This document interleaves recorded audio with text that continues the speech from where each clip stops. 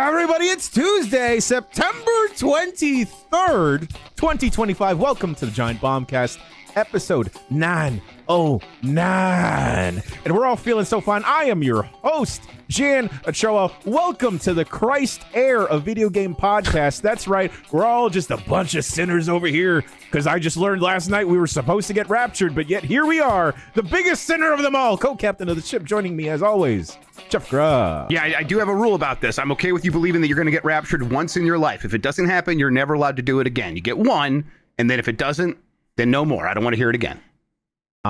He is the triple kickflip, backflip, sliding down on your tummy in a suit of meat in every instance, in every video game, in every aspect of life. Dan Reichert. Hi, I have been sliding around in video games as a meat man. Were you referencing a video game, Jan, or were you just saying things? I'm just saying things. Okay, well, but also skate. Oh, he's referencing the video game Skate, where you were Meat Man. Button that I started last night, but we'll talk. Were you meat in that game too? No, all people are meat, right? That's right, and we have the meatiest boy. He's full of meat, but he's also full of bones. Jeff Bacalor. Nothing but bones, actually. Look, folks, starting to think maybe God is just pretend. Okay. All right, maybe we'll see you next week for another. Maybe it's just pretend for little kids. Okay. So maybe just shut up. I don't want to hear about it anymore. Shut up. Does it have to be God that raptures us? Couldn't we get raptured by like the Easter Steve? Bunny? I guess the Easter Bunny is like adjacent to God, right? Yeah. Well. Just so many L's, just so many God L's, like littered with God across this universal plane. What's Sean, can you isolate Dan saying, "What is the rapture?" What's going on? What's everyone talking about the rapture? Yeah, what do you mean? I saw it this morning saying like, I didn't get raptured. I'm like, a bunch of idiots think they're going to get raptured today. Like that this happens day. like 6 times a decade. Right. This one just caught on with like young people on social media. So it's their first rapture hoax. It's their first rapture. Honey, it's your first rapture. Totally. Sure. Got it. Out of all the things that children think are going to happen, they honestly thought the rapture would work. People believe a lot of stupid shit, dude. Yeah.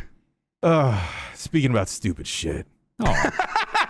He doesn't know anything about it because not only is he the bad boy of games media, he has successfully navigated the United States Postal Service, and he's got a new phone. Mike Minotti! Happy first day of no autism, everybody! We did it! Take it back, God is real. We got him, Joe. Hey, Mike, name's RFK. Jan brought up your new phone. How's that going? How's that been going? What do you mean? Mike, you don't have to. All right. Okay. So I did finally get the phone after screaming. After screaming about it. Sorry, knock this camera over, audio listeners. I just love this story a lot. Mike, tell us about your new phone. Has it been going great? Yeah, I got the phone. And I was like, how do I get my, phone number on this phone now? You don't have to go to the store anymore. That's great. You haven't had to do that for 15 years. Yeah, well, I'm confused. Don't you just take a SIM card out of it and put in the new one? There's no more SIM cards. You don't even do that anymore. eSIM. You have one phone, look at the other phone with the camera, and it's like, do you want all your shit on this phone? And you say, yeah, and blah, blah, blah, everything, the eSIM, all your stuff goes over. It's easy as hell now. So I did that. Moving a SIM is also easy. And then it's like, okay, now we just need the phone number of the account holder and their stuff. I was like, oh, yeah, I'm on my dad's plan right now. So I did that. And I was doing all of it, and he had to get a code. I was like, oh, Dad, did you get a confirmation code? He sent me, blah, blah, blah. Okay, great. But somehow I must have missed something because his phone number went on my phone. And in my panic, I immediately deleted it. And somehow, at one point, I started looking at my old phone again and saw that there was still a phone number on there. I'm like, oh, no, it's still on there. And deleted that, forgetting that was my old phone number still. So now neither of my phones had cellular connection, but also my father didn't have his phone number tied to his phone anymore and didn't know about it, and he is on vacation. Where at? Where did he go on vacation, Mike? Guess.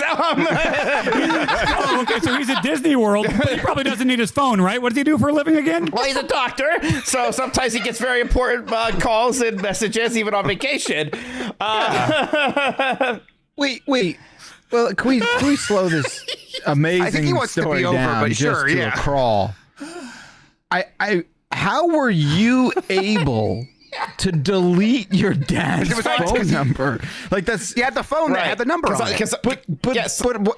But why is that like an option? I guess when he gave me the confirmation code, which we both thought was just for me to get my number, he was signing away his rights to his phone number to me.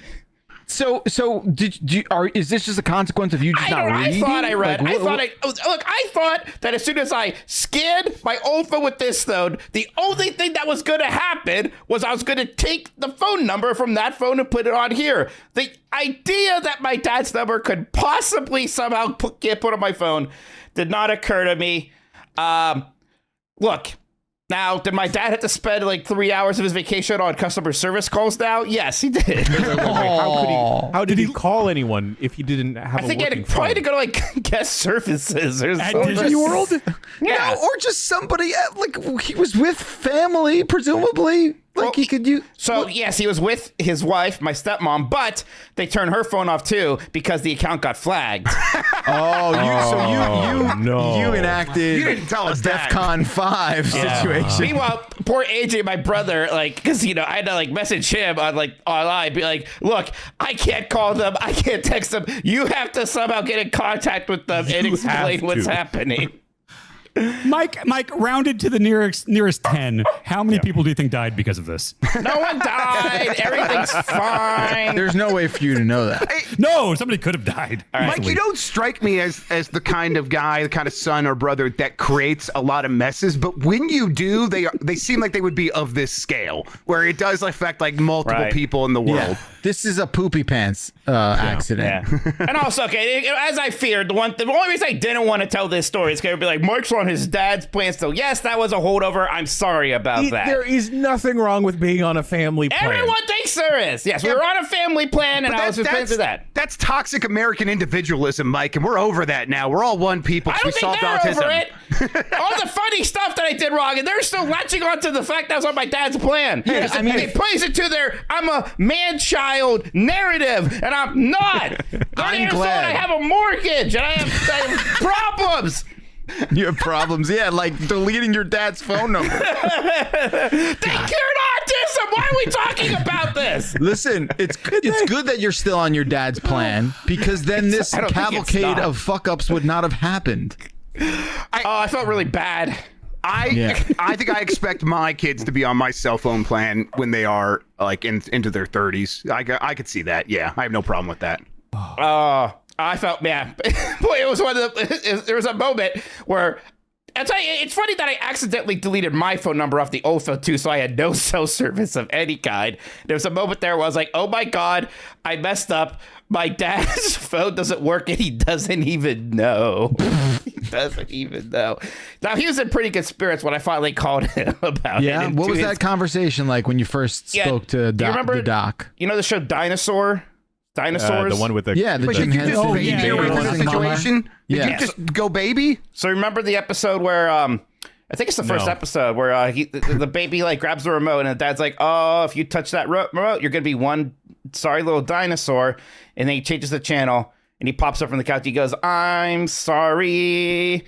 So I just called my dad and I was just like, I'm sorry. and your dad's reaction to that? He giggled. Man. Okay, Mike, I think if you were worried about any part of that being construed as like being a man-child, I think it is less so the family plan because that's economical. It may be more of apologizing through riffing off the dinosaurs. Baby dinosaur from the ABC show Dinosaurs. I'm the Mikey, gotta love me. Yeah. There it is. Man. Okay, well... Interview your dad. Oh, that's right. Your internet's bad. Yeah. Oh, no. I didn't delete his number. I didn't do anything to his internet. That's not me. Tell Dylan to stop torrent. Tell Dylan to stop torrenting or something. Yeah. No, it's me. Oh, you're back. You look good now. Okay. I love that story. So just picturing him at Disney World, getting the first sense of that. Like, did he look down on his phone and it just didn't work, or did he hear from one of you first? As I said, I had to make AJ call our stepmom, who at the time, I think her number wasn't turned off yet. At that point, they had not suspected fraud. So her number still worked at the moment. It's so good. That's All incredible. right. Oh boy. Yeah, new phone's nice though. It's got this extra button for the camera now. That's neat. I do like that. Yeah, that's Yeah. nice. Cool. Yeah. I really want cars to be dumb again. Oh yeah, sorry? because they try to sell you subscriptions to like shit like heated seats. Oh, like that. sure. That will be the thing that really drives me insane. Is when that like stuff happens. I'm as I've alluded here, I'm thinking about moving yet again. And part of that is like, you know what? I've had this 2014 Honda Civic for 10 years. Let me trade this away, sell it, and try to pick up a new car. And then I look at all the new cars, and they all fucking suck. Because why do they have like 2 iPads on them now? Am I old that I don't want a gigantic screen on my car? I mean, the only thing I want is the map, really, and I want to be able to like play podcasts on it. That's all I need, really. A 2014 Civic is only a third of the way through its life, Jen. What do you mean? Yeah, but you know, How many like miles? I like the 150, I think. Holy shit, That's a lot of awesome. miles. Okay. Yeah. Well, I mean, that's like that for a Honda Civic. That's like half of its life. Average. Yeah, that's it's But like I also want to fulfill my dream of having like a truck that I can throw shit in. You know? Sure. Oh, like, yeah, what are you I picturing? get it. What, Mike? What are you picturing putting in the truck? I don't know. Like Goats? maybe I'm cruising through the streets of wherever. I'm like, oh damn, that's a sick ass coffee table. Wait, are you going to be the goat guy? Are you going to be the guy that has goats in his truck? I could be the goat guy. You know? Okay. I really. Okay, Scout. No. Scout, please. Oh, getting jealous. Okay. No. You can still ride in the truck. It's fine. There's space. I Okay, won't put you in the bed. Oh, I'm gonna pop off. No, I already popped off. Jane, you can. No. Mike, the runway is clear.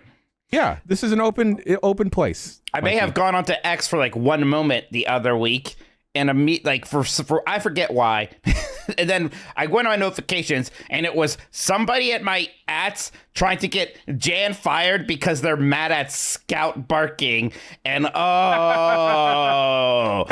shut the hell up. Person on X tagging Mikey about Scout. Shut the fuck up. Eat my ass. Yeah, go to hell. We like Scout. Oh, it's the most pleasant bark. Anyways, I was like, why can't you get a dog? You get a dog. They just bark sometimes. What are we gonna do?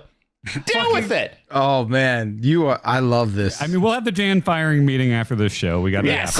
Also, sorry, Jan. Yeah. We got bad news. We'll for you. talk. It's not guaranteed, but yeah. All right. Yeah. Yeah, Jen, I don't think keep you need a producing. truck. I'm not trying to persuade you out of getting. No rid of one this- needs a truck. But, Yeah, I feel like Some people need trucks. I don't need a truck. If I were to move to Southern California, I definitely don't need a truck. You don't, No. but I think there are certain people that are just constantly using their trucks. Business contractors. If you're a contractor and you get it through your business, yes. No individual needs a truck. I see way too many people in suburbia with their fucking giant. Yeah, that's what it is. Trucks, That's like yeah. hauling around Yeah. For nothing. kids. my dad has you a know, truck, and a whole lot of nothing. and yeah, Oh yeah, he's hauling around all them yeah, superstitions not and much. shit He back there. wrecked the one because he hit a deer. Then he got the new one. I'm like, well, this is great because I need to move something. He's like, you're not putting that in my new truck. And I'm like, well, what is the point of this truck? Yeah. then? totally. I'm glad I deleted his phone number. I'm glad I ruined his vacation. He deserved it. It sounds like he deserved it. was My a long con. neighbor, Yeah. my neighbor has a truck he's obsessed with. Like, it seems like all day he's just out front looking at his truck and doing stuff with his truck. But he has like it's Minnesota. During the winter, he has like giant like plow things he puts on front and like kind of clears stuff out and everything. Like, Sure. I Well, feel like he's utilizing it for proper purposes. Right. you know? If you're like a truck guy, like that's what like it's trucks are nice to have and they're fun. And it sounds like Yeah. that's where Jan wants to get in the action here. It's like have it for like some fun stuff. And yeah, do it. I mean, I like going camping, so There you go. that'd be useful for that. Yeah, but I yeah. also just want a fucking key truck. Someone Yeah. run me through the process of getting. I think a key importing one of those now is almost. There's Key truck? yeah, truck. KEI. KEI. They're truck. dope. They're super sick. They're the mini trucks from Japan, Dan. That's like the I get Keyblade it. in Oh, Kingdom these Hearts. guys.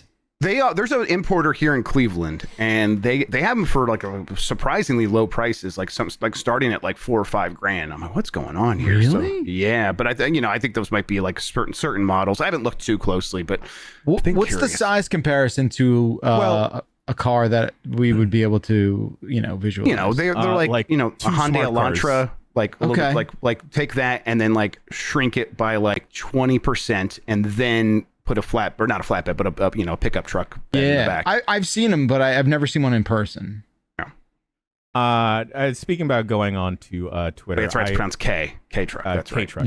I also did the same recently, and then I don't know why I felt compelled, but I checked my ads, and then someone else was complaining about me, saying I'm terrible at my job, and to that person, hey, fuck off, eat my ass from the front. Wait, they said it was specifically you're terrible at your job? Yeah. No specific citations as to why. They were like, oh, stop listening to Giant Bob because I'm sad and he's terrible at his job. Well, bitch, get the fuck out then. Is that? I think that's I'm the same so guy sorry. who complained about I'm feeling Scout. a little spicy today. It's a different person from Scout. What? There's two? Is it because I spoke about God that way? No, they're not mad at you. I mean, not yet. Yeah, good time. I think there's a moral of this story about what websites not to go to.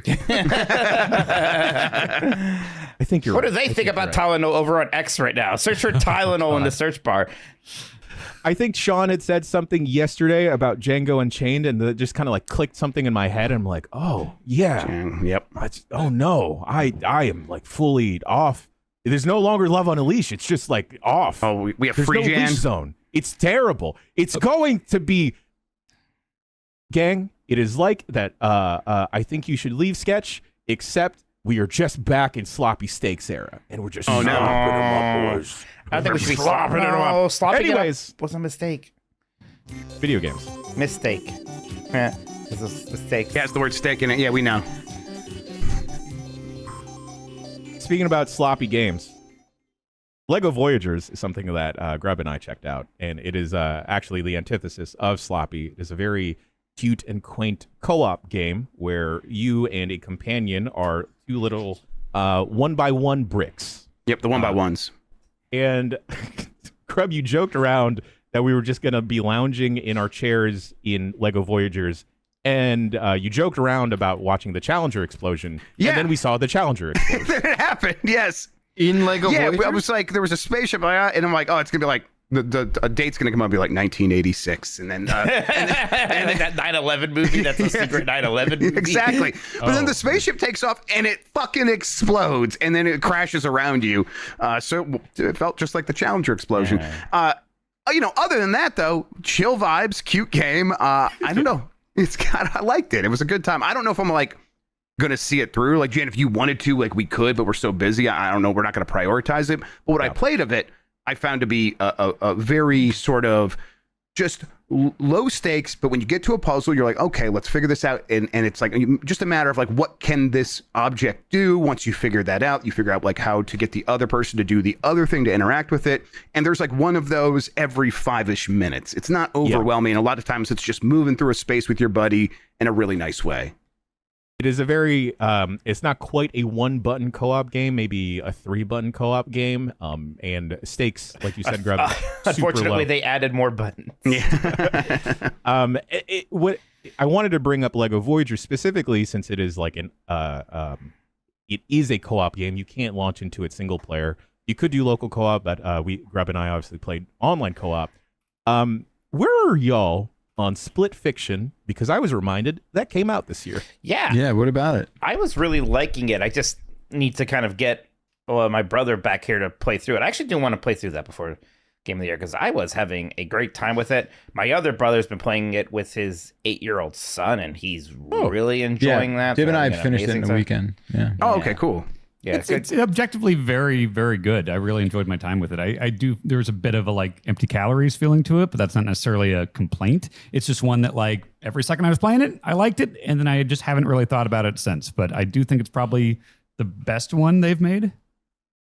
Yeah. I enjoy the not forced co-op genre, but I am excited to see the possibilities, especially something as simple as Lego Voyagers, and then like the complexity of Split Fiction. I want to see like a fun middle ground for that, I guess, co-op genre. Yeah, Bring cookies and cream back.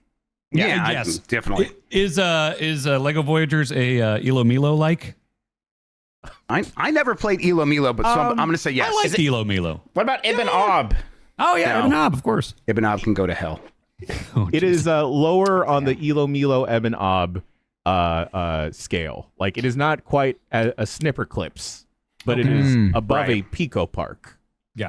Sure. Yes. Yes. Yeah. It's that genre is strange just because it's like feels like one studio dominates it. I guess I was surprised to see this, but in a way I shouldn't be because that before Split Fiction, what was their one that did really well? It Takes Two sold very well. So I bet other people are taking notice, but it just feels like there's not enough room in that space for multiple studios. So I don't know if we'll get one in between Lego Voyagers and Split Fiction Jam, but I would like to see it. So I don't know.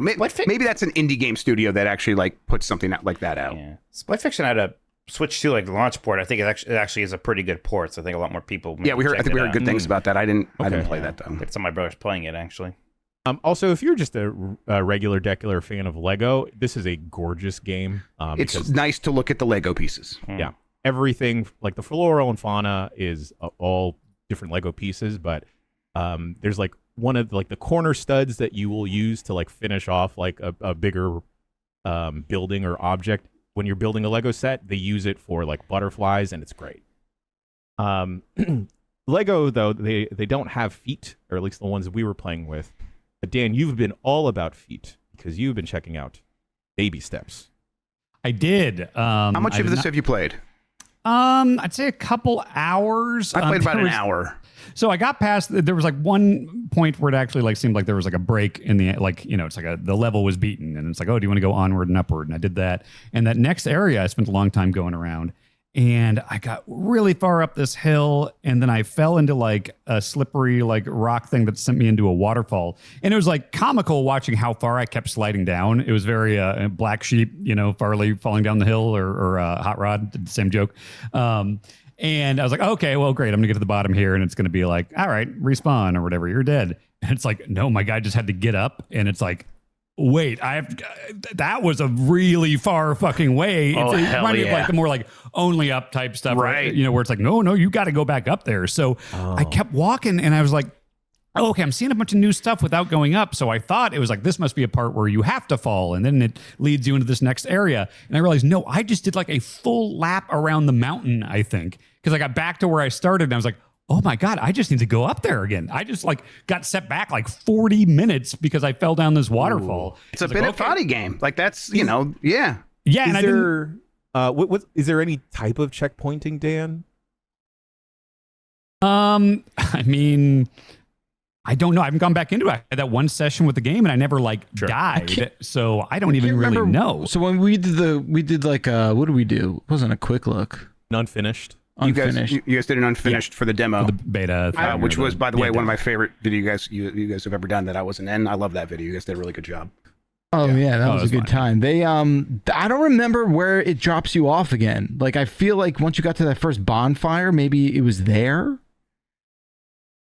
I assume that there's a break when it says that it shows you the bedroom again. It says onward and upward. Like that definitely must have saved. But like I don't know if it saves after that. I haven't gone back. There's like a surprising amount of mystery going on in this game. I feel like where. And like your curiosity will get the best of you, where it's like I got to one point where there's just like a pit, and it's just like a circular pit filled with dirt. And it's like, all right, it doesn't seem like there's any points of interest in there. It seems like I could just walk around it and go forward, but like I'm too curious. There has to be like, what happens if I go in that pit? And sure enough, I went in, I walk around, and I couldn't get out, and you just can't lift your feet high enough for that. And then it triggered a cutscene where Bennett Foddy comes by and brings a ladder by and everything. But like, has anyone gotten to that point? Like, can you just go around like I said, I've only played an hour so far, and I've kind of mostly just did what I did in the demo. So you saying all this stuff really, like, I love Bennett Foddy games. I love the idea. I love the idea.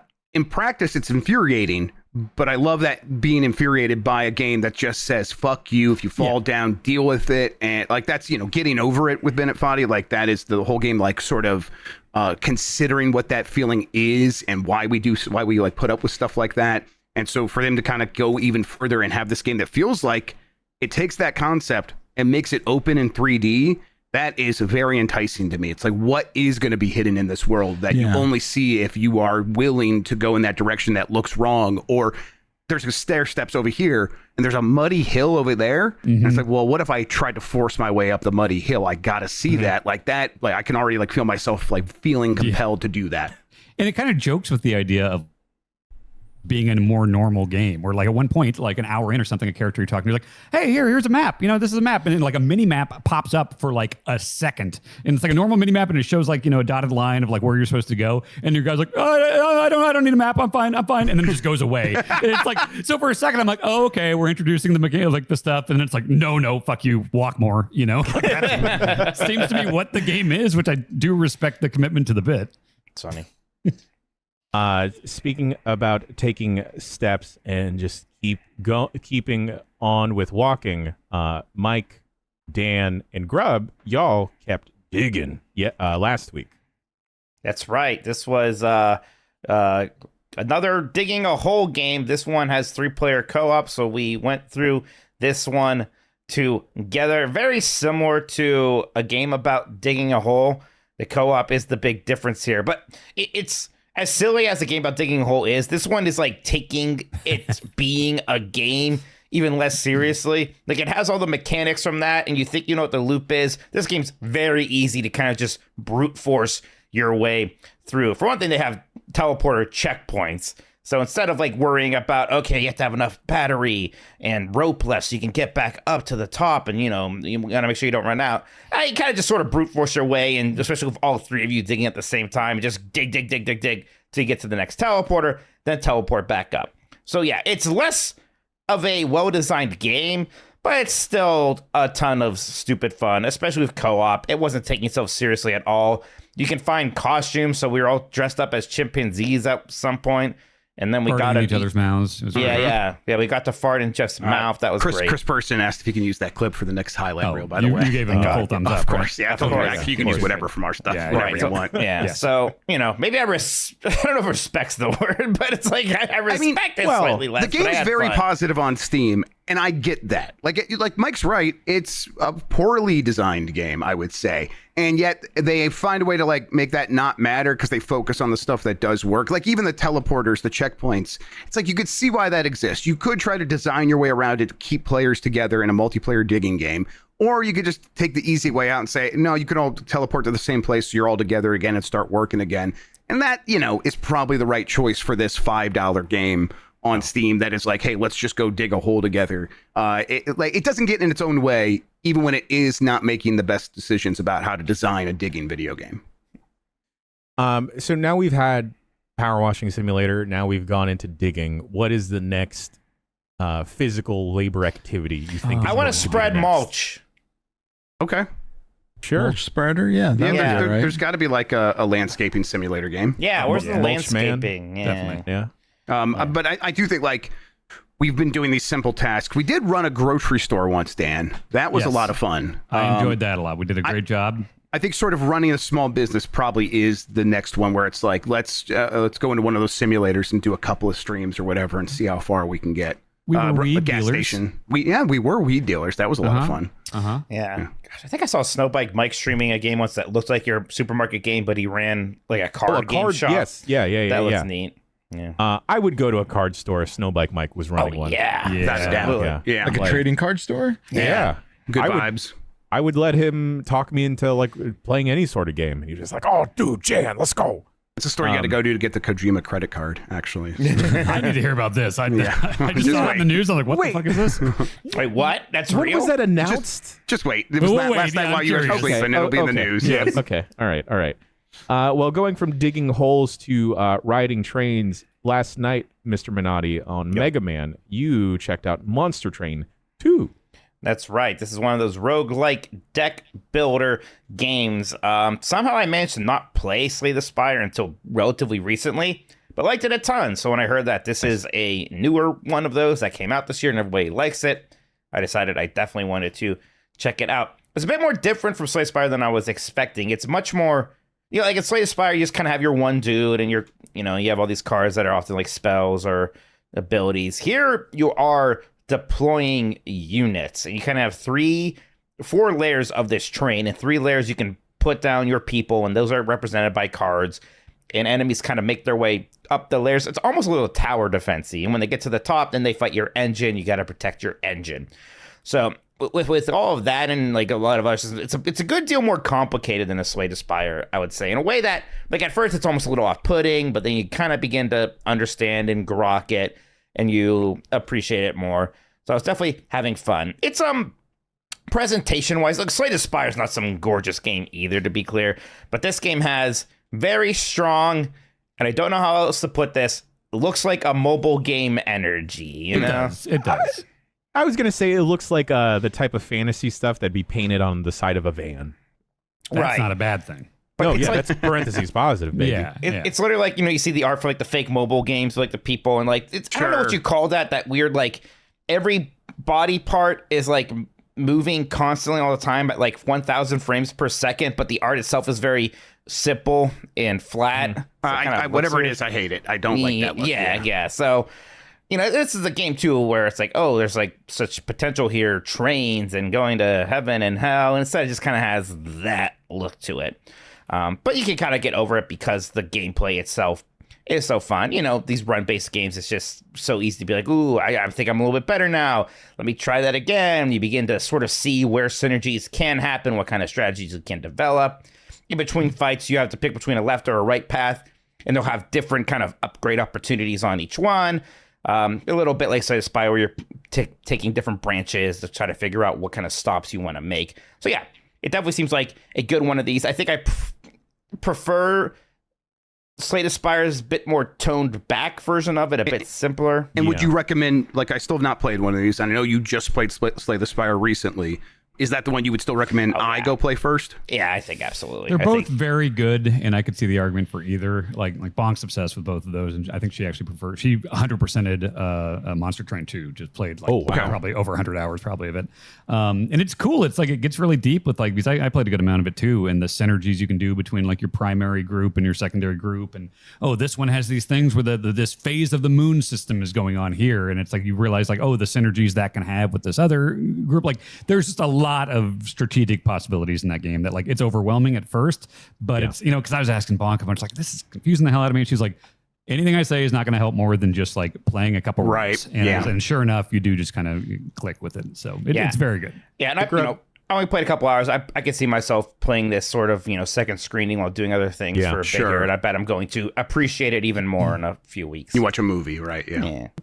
Grub, how much of this card combat stuff have you checked out, if at all? I mean, I've played plenty of card combat games. I played that Hand of Gilgamesh game, the the robot one. And I thought that SteamWorld, thank you. And I thought that was pretty solid. I played quite a bit of it, and then but I have not played this specific blend, which I guess I still don't even. I was kind of watching what Mike was doing, but I'm like, I you know what? It's exactly what Bonk said, Dan. I'm like, I need to just play this. I know I just need to play it to understand what's going on. I got a perfect starter one for you. Kingdom Hearts Chain of Memories. Right, cut him off. No, I'm gonna let this man cook. Keep going. There you go. It's because it's like a normal action game. You just use the cards. It's more of a Phantasy Star Online Episode 3 if you know what I mean. Okay, all right. Now you got me. All right. Or Baten Kaitos or something. Yeah. You talk about the art being side of a van fantasy, and I was thinking as much as I bristle at fantasy tropes and stuff in normal fiction and games and stuff, I could think of 3 instances I see it and I'm like, hell yeah. It's sides of vans, airbrushed RVD style, posters at Spencer's Gifts. Of course. Blacklight ones specifically has to be blacklight. Blacklight with mushrooms and stuff. Of course. And then anything POG related. Wait. The slammer, the board, all that stuff. Oh, wait, I activated Mike. Sorry, POG. POG. Okay. All right. Now we understand. Yeah, I don't know. Whatever. Okay. I just thought, I do like when we talk sometimes and I look and Backlar's just kind of shaking his head a little bit. a little shake. What I picture in my mind's eye when you say POG and what Mike pictures, very different things, I think. Yeah, I think of pineapple, orange juice, and guava. I was about to say, there's that juice also. I think about a wizard with an 8-ball. Wait, isn't that where the Pogs came from the juice? What? Oh, the caps. Oh, yeah. Okay. Oh, yeah, I always heard milk caps and stuff. The Pogs, the caps were where you get the things from. That's why they're called. That's why they're called Pogs. Wow. Cool. Man, it's fun to tell Mike stuff. Let's keep the wheels rolling here. Last week on Professional Fridays, we checked out Skate, And it bothers me that they're just calling it skate instead of just skate 4. Call it lower skate because of the lowercase s. That's what I've been calling it. Man, he's going to make fetch happen eventually here. I think it's going to catch on. It's pretty good, huh? All right, good luck. Lower skate. So I had some feelings about Skate. I thought that this was a pretty good game for what they were trying to go for, while also being the truth of the criticisms of it feeling corporately sanitized are also very true. But it's like it does this like sampling of the feeling of hanging out with your friends, trying to nail a trick while skateboarding. I've not like done that. I've done that for snowboarding before, but I always like watched skateboarding in the Olympics and was confused. I'm like, these rounds are so short. I was watching the best trick thing. And apparently this is just a normal thing for skateboarders of spending all day on one rail, trying to nail the best trick on that thing. And so, yeah, they're literally on their board for 2 seconds at a time. And then they're off their board for a long time watching other people do it. And I think this game is trying to nail that aspect of it. Because we definitely had multiple times where we were like on one roof trying to nail the ramp to land on another roof, or like when we were on that crane, trying to like hit terminal velocity and land on our board on top of that other one. And actually just pulling that stuff off felt really rewarding. And I was like really enjoying just hanging out with you guys trying to do that. Yeah. I think that's exactly the kind of game they were trying to make. And for me, it's like, oh, you passed that test. Now it's just everything else needs to be improved. You need to make the world feel something. You need to give it some pushback instead of just, this is the fun space where brands can come and advertise and we could sell skins eventually. It just feels bad in all those other ways. I don't know. Yeah, it's just got no personality, right? Like it doesn't. But like it does have personality in that like they allow you to do some weird stuff. Like you can do like your emotes whenever, like the way you can like, you know, set the markers and warp back to it. Like it really helps you do things like, hey, let's all set our markers on top of this crane and we're gonna keep jumping off and trying to land on these things. Like I liked most of the things that didn't involve the skating, which, you know, back in the day, like that was the thing I never liked about the skate games is I didn't like the skating controls. I was a big Tony Hawk guy. And it's just the whole analog stuff just did not work for me. And it still does not work for me. It just something in my head doesn't click with the way that it operates. But when I'm just running around off my board and we're climbing skyscrapers and jumping off buildings and stuff, I was having fun with that. I'm just real quick. I'm a huge Tony Hawk guy. This is the first skate that I've really clicked with, though. So it's like it is possible. And I think it's a little bit floaty. I think I was expecting to be a little bit more grounded in terms of like, oh, your board's not going to be in the air for like 3 seconds, so you can't perfectly nail the rails, but you can, and it feels good. So I don't know. I feel I kind of am with this game on its sort of idea of how this game should feel, and kind of giving you a little bit of leeway when you are in the air to actually nail some cool stuff. Yeah, I didn't realize I may be the only person on the crew that has really enjoyed the Skate franchise. We're all old. We like Tony Hawk. That's the thing, yeah. Okay. But back, you said it during UPF that it's so interesting that Skate still manages to capture an odd feeling of actual skating in a sense, because like you're prepping your jump. The physics can be real enough where like, all right, I boofed it on like this set of stairs. Let me just go walk back up and try and tackle it again. And the skating, the skate essence of it is definitely still there, and I think it feels really good. And it's wild that this team has been able to nail that aspect when there have been so many different skate likes over the years in between Skate 3 and Lower Skate. God damn it, it worked. That haven't quite nailed the physics and like the board feel and board control of it, where you're trying to do too much with like both analog sticks of one foot is this foot, one foot is right stick is your right foot. But with Skate, with the classic controls of just pushing and kicking with a button, it still manages to feel really good. That being said, Grub, I think you're 100% spot on. You're not. If they just tuned it enough where it feels like you're going a little bit faster, I think I would enjoy it more. The skating speed needs to be ramped up for sure, like the top speed there. And then I just think they need, like, culturally, they need to really rework this game. Like, that's the 100%. Other big thing. It's becoming so corporate in actual skateboarding because it is in the Olympics and it is like growing globally, and brands are seeing an opportunity to like get into this new subculture, and they're going to subsume that eventually.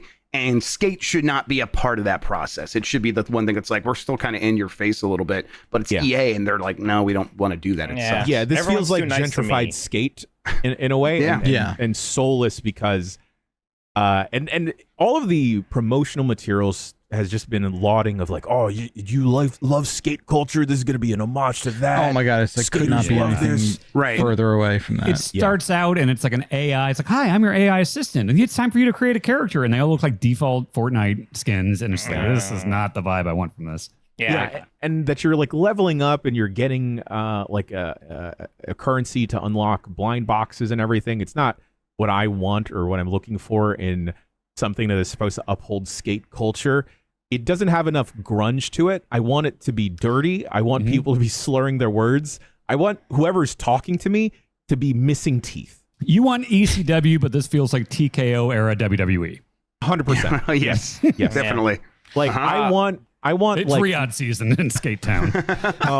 you know, God, this does feel like Saudi Arabia skateboarding. It does, Dan. Like I want Mike Vallely style skating where it is like I am running at a hill, jumping on my board and like attacking a rail. And here it's like it does feel a little too floaty. It does feel a little too corporate. And I think it's very weird because they talk about like, corpo, blah, blah, blah, blah, blah. And that it's this presence in the city. And it just takes away a lot of the soul of skating. That's the thing is like Tony Hawk, when Tony Hawk originally came out in the 90s, it was like, we are just going to make a statement of what skateboarding is. Because it was like kind of one thing back then, or at least popularly, it was one thing. And so they could just come out and be brash.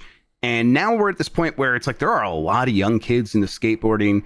Like, again, globally, in Brazil and Japan, it's massively popular. Like with 10, 11, 12-year-olds, and some of the best skateboarders in the world are 10, 11, and 12 years old. And it's like, I think they're like in a moment where like, wait, we're not sure kind of the direction skateboarding is going to go. So we're not going to like be bold and take a stance with like stating this is what culture is. And it's a mistake. Like they should, like you should, if you're going to be the video game for skateboarding, it's already been proven multiple times. You can just be like the most important thing in the culture, the way Tony Hawk's Pro Skater once was.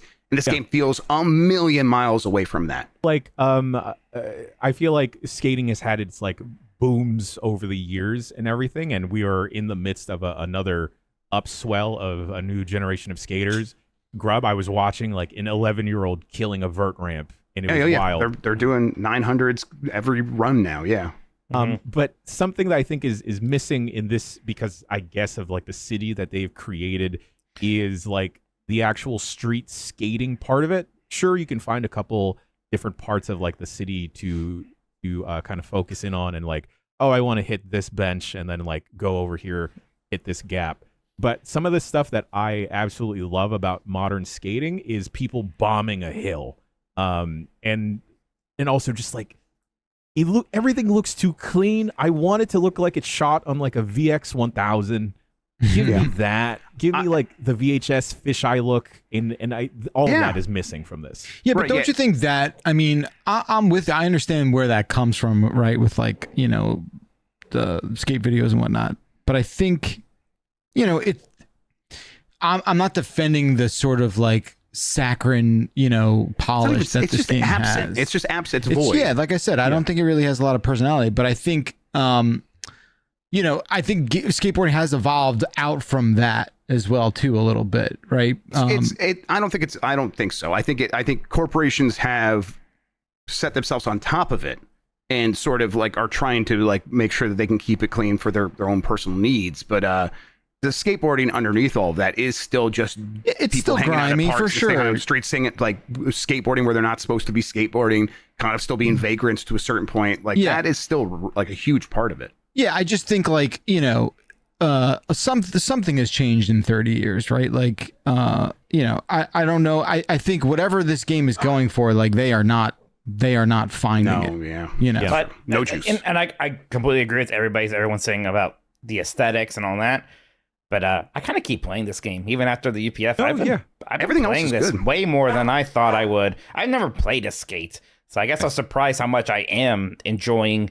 Just I'm glad that it is very different from a Tony Hawk. It's a completely different pace. It's completely different control style, and it's a great game to just kind of put on and try to knock out some of these challenges while I'm watching a video or something like that, I'm kind of like, oh, should I go play Skate 3 or something? I really missed this series, huh? No, I'm surprised how much I liked the gameplay. Yeah, I don't know. When I think about my youth of skating around and just seeing people like smashing a board with their feet because they were just so frustrated, and then 2 minutes later they're rolling a blunt on the broken skateboard, I'm like, oh yeah, that's skating, baby. That's what I want. Yeah. Right, and they could just gesture at that. Just give me like one scuzzy dude in an alley that Give gives me me a a shaggy mission. dude, like, Instead of or an shaggy AI bullshit, yeah. We know I like, don't- he's I don't not miss smoking blunts, though. weed on the show, but we know. Yeah. I've never skateboarded in my life. I do not have the coordination for it, but between like Jackass and Tony Hawk and stuff being a big part of like the culture in like junior high and stuff, and also just a bunch of like skater friends I had and stuff, I think I just do have an appreciation. I think there's something very endearing about that culture that I like and like is absent here, you know? Right. Yeah, Dudes getting together and not being like Joe Rogan-ish bros, Yes. just hanging out and hurting themselves for our entertainment. There's something like special about that. Yeah. And skateboarding was always like the cousin right next to that. And it's like, just kind of mash that, bring that back. Maybe that's nostalgia, but it's better. Whatever. I think what we're just getting at is whatever they're doing here is not working. They need to do something. I gotta get rid of V. There's like a physicality to skating that is slightly missing from this, and I think if they just tune up the speed a little bit, that might help. Yeah. Being off your board is a major component of this game. You can go faster off your board. You can Sonic the Hedgehog through this bitch. I hope they never patch out the tumbling or the it's incredible. somersault. No way. Yeah. No way. But they make it such a big component, and they saying like, oh, you can get off your board, you can parkour, you can climb this. But I wish that fed better into picking up speed to jump onto your board to nail like a gap or like a ramp or whatever. Yeah, that's the thing that bugged me always. Like Tony Hawk, I feel like, you know, you can do those lines where it's just like, okay, I went up here, I reverted, and I'm manualing, and I'm going across the level to do this other thing. Like, you feel like you can still, you know, gain ground and cover ground in that game after tricks and while doing tricks. Here, I always felt like even if I was able to kind of like get to top speed, hit like one grab trick or something, I just feel like there's so many times my momentum just like stalled, and I'm like, okay, got to get going again. Like it just didn't flow for me. Yeah, like there are no like real long line tricks like they are in Tony Hawk. But I think it started to make sense for me when we were on that first roof where we dropped into the ramp, and then we were trying to Christ air across the gap onto the other roof. And it's like, oh, you had to get speed, you actually have to like drop in and hit a ramp and do that stuff. It's like you can't just kick the ground 4 times and get a lot of speed. You get to top speed there and you can do some stuff, but if you want to like really nail some of these things, you're going to have to use the environment. And that was kind of leaning into the stuff I was enjoying about the game, of us standing at one point, setting our marker down, our fast point, or, you know, the fast travel waypoint on that one building, and be like, let's just try to do this drop in perfectly so we can get across that gap. And once we nailed that, it's like, okay, yeah, I couldn't do this by just like, you know, doing the 4 kicks on the ground in the ramp and jumping across. I actually had to find a place in the environment to drop in from. And I like that. That does loop back in the parkour of like, this is why all these components are in the game. And it was working for me. Yeah, that's what's good about, that's what I like about it, that it has that distinction, that because that is, you know, what you described earlier. That is skateboarding, right? Like that is like constantly 1,000 tries of like trying to do this thing. I like that about the game. I mean, Chad here says complaining Skate doesn't play like Tony Hawk is like complaining Gran Turismo isn't like Mario Kart. It's just a different thing. And it's like, yeah, I acknowledge that it totally is.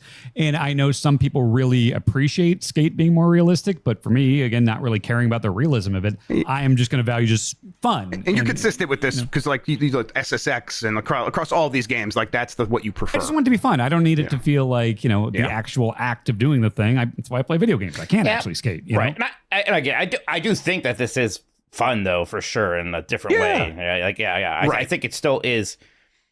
It's a different kind of satisfying and fun for sure. And look, I'm going to say, I prefer Tony Hawk, and I grew up with that for sure. But I am surprised how much I am enjoying this. It's funny because if you go online and you look at skate videos, not actual shoot skating, but the video game, there are 2 different camps of like, yeah, I love this hyper realism. Like, look at me nail this bench.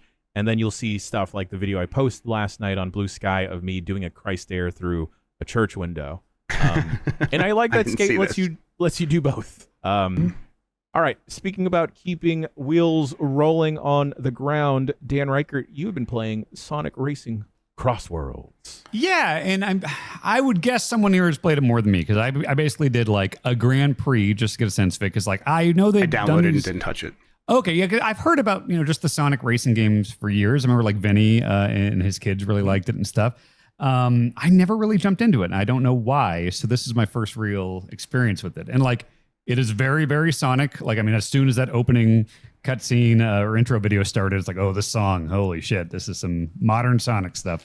But I love that it's not just Mario Kart but Sonic. Like they do some interesting stuff here. Like I like even just like the little things like, okay, the for the last race in the Grand Prix, the first place bonus is worth more points, so you can kind of pull ahead. I like that the way it does the CrossWorlds thing is the person that's in first when you finish that first lap kind of picks just very easily by going left or right. Like, do you want a random next course, or like you go for a lap into another course, then you go into a portal and you finish on the original one, and then like the last race being an amalgamation of the three that you did prior. Like it does some really cool stuff, and it does like the switching to the boat and switching to the plane. But I feel like the physics are definitely different, and you can do like a hop when you're in the water thing. It's they add more to it than like just, oh, now you're on water, now you're in the sky.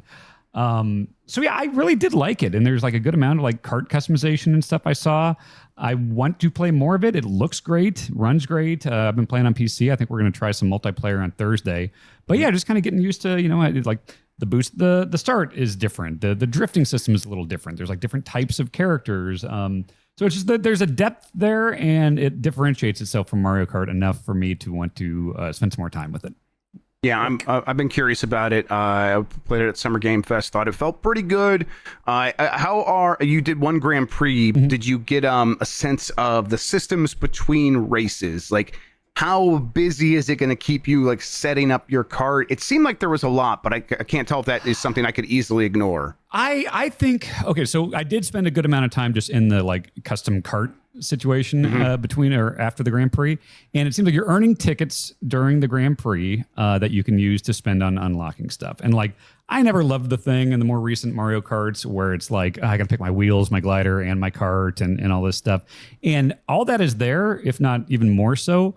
But I think from what I've seen, it should be easier to just go into the customized cart section, basically, make the cart you want, and then just pick that when you pick your character. It's like, okay, so when I'm silver, I made this cart that works well with his stats. And so like, I think you should be able to just make your cart and be like, all right, that's the one I pick. You don't have to fiddle around and look at stats every single time, it seems. So, okay. All right. That's right. And I'm not like bemoaning that stuff being there. This game seems like it's going to be for the Sonic fan kid who wants to play this game for 200 hours. And I'm sure having all that stuff will be important for them. I'm just like, can I ignore it? And it sounds like I probably will be able to. Yeah. And I think it is nice that, especially right now with a lot of people, we're frustrated with the open world stuff in Mario Kart World, that like this is a bit more traditional, and I think it's a good time for this game to come out and be the way it is.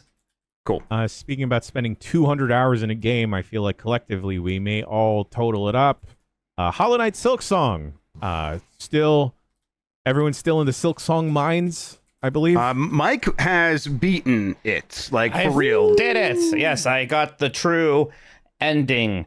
About 40 hours total playtime. I think it's at 74% completion, all said and done. Final boss took about 2 or 3 hours worth of attempts. It felt amazing. I loved it. So good. Just kind of, scratching and clawing my way towards that progression there. Feeling like it, right? Like, wasn't feeling like, oh, I'm just looking into getting better at this. Like, no, each time I know I'm doing better. I'm understanding this more. God, it felt so good. Like, 40 hours. Really, really difficult game. Finished it. And, I've been trying to kind of like, oh, I'm going to, play some other things. I've been playing a lot of Mario Tennis on NSO Game Boy, right? Just killing time till Hades. But I'm like, oh, I kind of miss Silksong. I actually kind of want to just go back. Go get the speedrun achievement. How long did Act 3 take you? Definitely was the shortest act, I think. Like Act 3 itself was maybe more like I don't know, 6, 7, 8 hours, maybe 10. Okay, maybe 10. I still don't know how to unlock Act 3. I'm doing all these different things. Yeah. I think Well, I I mean, told can we you. just talk about it now? Like, I mean, it's been long enough. I would be open to that. Can we? It's not that crazy of a spoiler thing. Well, let's just put up the spoiler warning and give people some timestamps for that. Yeah, It's basically- let's keep it to like it's 10:09 right now. Let's maybe keep it to 5 I minutes. think everyone's. I mean, we don't need to say this on here. I could just tell you after the call. Right? Okay. Yeah, that's fine. That works. Maybe next week. I don't need Okay, the we're specific- good, folks. We're good. Yeah, we're Yes. good.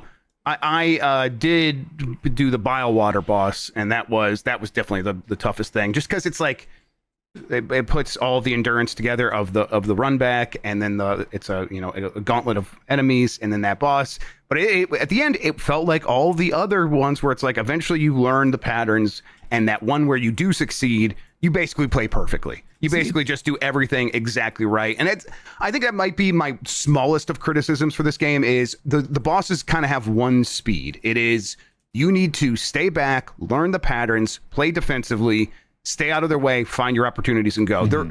Even when you get like a lot of tools and things that make it feel like, all right, this is the one that's gonna be like, when I see a boss, I'm gonna get in that ass. The game never wants you to get in that ass of the boss. It is always about like staying back, and that's like for it taking so many cues from Soulsborne games. That's the one I wish like just give me one or two fights where it is about being all out aggressive and rewarding me for that. You can play that way. You can find a way to do that, but it never feels like the intended way. And so it's just You like can I get wanted lucky. a little. You'll Right. get lucky sometimes. Be like, oh shit, I beat that first try. Like, Well, no, oh, yeah. shit. No, I've definitely one-shotted some bosses before, but that's because I played defensively. It's because I was looking for the patterns because I had learned from that last boss that's what I needed to do. But that is, like I said, a very tiny criticism of like I wanted a little bit more variability in the bosses. Tell you what, though, beating that bile water area, that was very rewarding. Felt very I good. think I saved that for like really near the end, and everybody was, saying it was terrible. But I don't know if I was just like upgraded enough or whatever. And I also cheesed the boss, where it's like you can get the thing where you can be in the maggots, and for a certain amount of I don't time. even know that And existed. so I just hung out in the maggots, beat him my second time, so I only had to do that run back once. And I also had the like hidden bench, so the run back was not that bad. Oh, there's the hidden bench is real. I thought people were trolling me. There's a hidden bench, yeah. There If you- is? I thought It's it was the a one troll. that's like down to the left that most people talk about. And it's Yeah. like by the time I played, I had one that was like, so from the bench, I would go right, up, and left to get to the boss. Beat it on the second try. I'm just like down in the maggots, just like throwing cog flies and stuff. That's awesome to hear that that's possible. That's the one thing you do learn about this game from talking to people is it can be so different. I never got arrested or whatever, taken into the slab. the slab? Really? Yeah. I did, yeah. I've completely explored it. Apparently I did something to avoid that, and that's Wow, interesting. Yeah, so I had to get a very like certain key in a completely different way. It's bananas. I really like that aspect of it. But I started playing Hades 2. We won't talk about that yet, but I was like, okay, I'm going to play Hades 2. I'm going to put down Silksong. And then I just found myself playing more Silksong and played for another like 10 hours. Yeah, I kind of Yeah. did the opposite where it's like I beat Act 2, I got to Act 3, and I had one thing in Act 3 where it's like I went down, I got to that first kind of boss fight in like the Bellway area, and I died, and I was like, I don't really know how long this is going to be, but I've put 40 hours into this game. I did every single quest in Act 1 and Act 2, and it's like I do need to jump into several embargoed games right now. And it's like, so the idea is like if I go back, if I do go, like I do want to go back because I played so much of it and liked it so much, but like I will be right at the beginning of Act 3 fresh. So maybe I'll get to that at some point. At this point, I have so much momentum again. It's like, yeah, I'll just try to see it through right now while playing some other stuff. It's so good. It is an incredible game. Yeah. And Grub, I think we were kind of in the same boat where it's like, I mean, I don't know if you ever had a period where you like actively disliked the first one. I just bounced off it a bunch of times and was a little annoyed at everyone singing its praises while I wasn't quite getting it. Which Sure. Yeah, I think Yeah. now it's like obviously I can go back and I would be able to enjoy that game so much. But this one blew me away. One of my favorite games ever.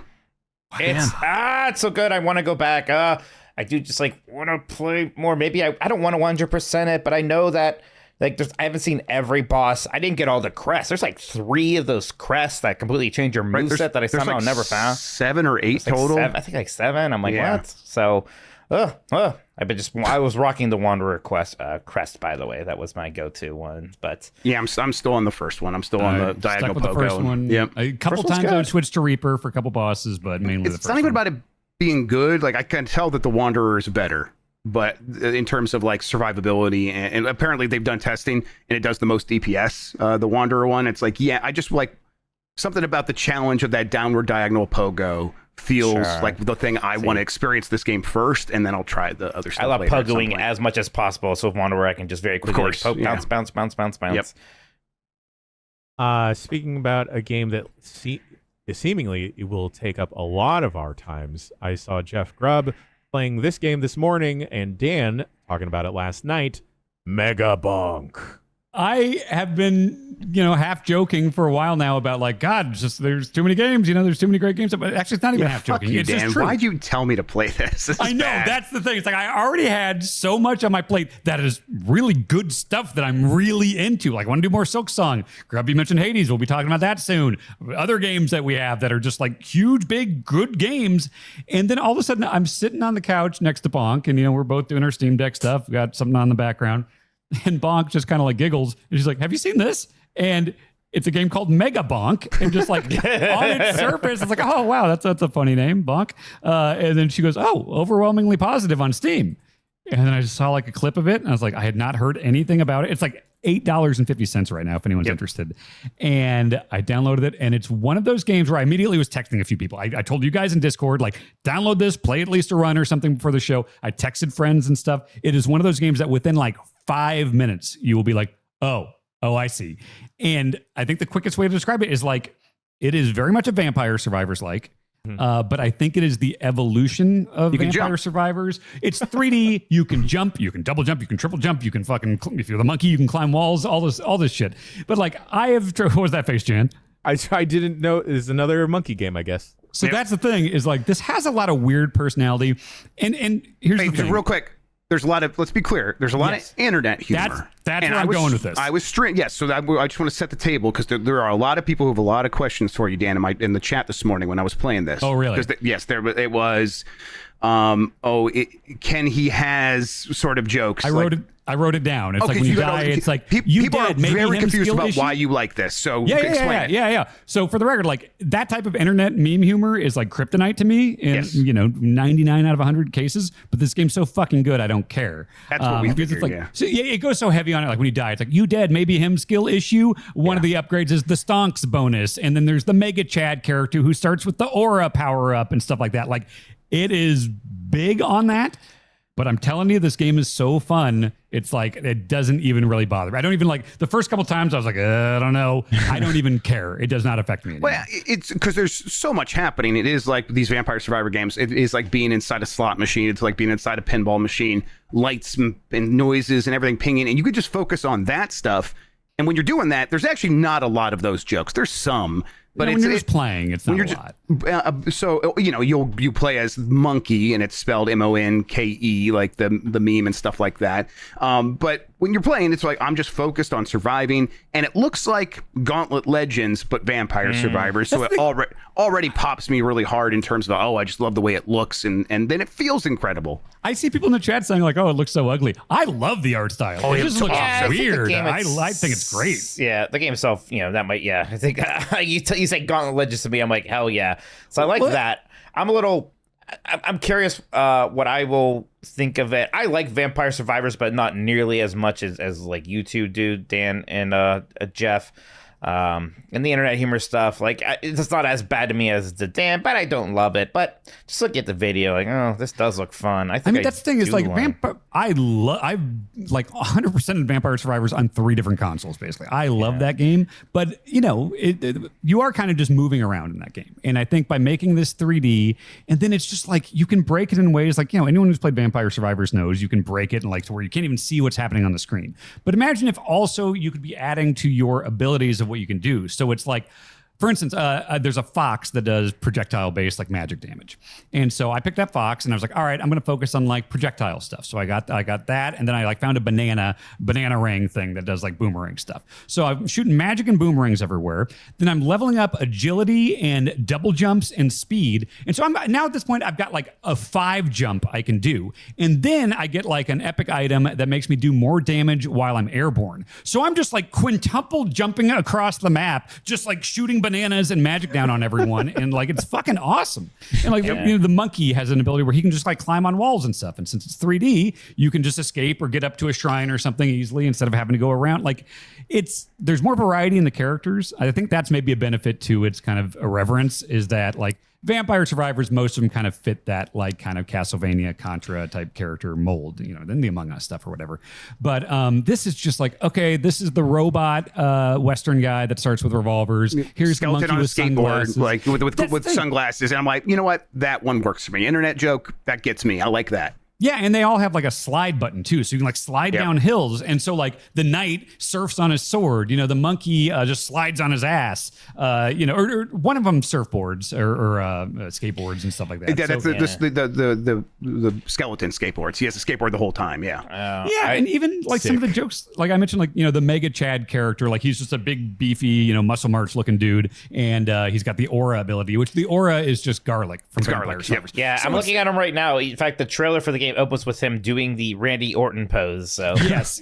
So it's like, it is fun to be like, okay, you're just this beefy dude walking around with your aura power up, just like he does this strut through like all these enemies, and it's like, it works. It looks weird. It's funny. Like I'm willing to look past all the internet stuff for sure. Yeah, and the game makes it easy to ignore because it just focuses so much on being fun. It's like there's just something about that feeling of upgrading your sword to the point where it's 10 instant attacks back to back that are zooming away from your character up to like 25 feet, and then you get a bonus for like attacking in the air or whatever, so you're just jumping constantly. It's really good. And then like, there's a lot of math happening where you're like, okay, if I go get this power up right there, I know I have the shop over there, and that'll give me something that'll give me a multiplier if I go to get this bonus that makes everyone drop more gold. And you just start plotting out these things in your head.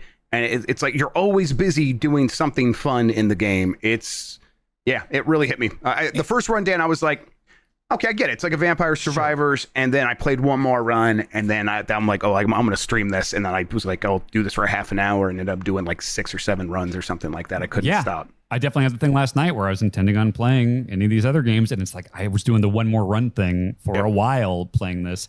I think it's tremendous. And like, it's the actual like objectives and stuff, with Vampire Survivors, it was typically, survive the 30 minutes. Then they added a bunch of stuff with the DLC and everything. Here, it's like, find a boss, decide when you're going to spawn the boss. It's more like 10-minute sequences. So you can spawn the boss 3 minutes in if you feel powerful enough. But you can also spawn it after the 10 minutes, but that's when like the timer's up and it starts bringing in these like stronger waves of enemies to kill you. So there's like a fun strategy with that. And then it does the thing between runs that Vampire Survivors did well, where it's got unlocks and quests. And so like you're getting silver during the runs that you use to purchase new characters, new items, new tomes, things like that outside of the runs. When you start, you're just going to have 2 weapon slots, but I see 2 locked slots next to that. So obviously at some point I'm going to be able to have, 4 weapons, maybe more. It's doing all the things Vampire Survivors did in a different way that I'm really enjoying. Hell yeah. Looks cool. I dislike all of you for putting another game on my radar that I will not have time for. Speaking about time, Jeff Backlar, I think it's time for the spooky corner of the podcast. Well, do I need to leave? It is the start of fall. I'll have you know. It is. Summer died. R.I.P. summer. Yes. Speaking about, we're going to be talking more about time probably next week once we can talk about a specific game. But we can talk about Cronos. And Backlar, you got an update for us. Yeah, just, I made it over the fence, and I just want to let everyone know I got over that, and I survived. Good. Well done, sir. I see they patched the fence, right? They fixed that. Yeah, that's how I did it, Mike. I just waited for the patch to come. I think when I was playing that, this is not me walking back the criticism of that game, because all of my grievances still But you have an addendum? Is it just you have a little something to add? It's more of an update. Look, I think this game, this game is truly very scary in a way that I'm sort of looking the other way on a lot of the things that gum me up with it. I think the game also has a really tough time kind of like telling you or demonstrating, conveying what it wants from you. Right. I don't want to say like, oh, there's a right or a wrong way to play this game, but there certainly is a way where like you play this game a certain way and your life will be that much easier in it. And now that I've kind of like, so what I'm getting at is it took too long for this game to say what it needs from me. It took way too long. It took like 4-6 hours or so to finally like agree to the contract that this game was offering. I'm playing it. I've decided I'm going to see it to the end. I think the world building, I think some of that story stuff is probably the main reason I am carrying along. But I also have reached a point now where I'm not as handcuffed as I was. And I just think it's worth mentioning that like, this is one of those weird instances where I definitely hit a wall or a tiny little gate. And, it for whatever reason, I was compelled to kind of like give it one more shot.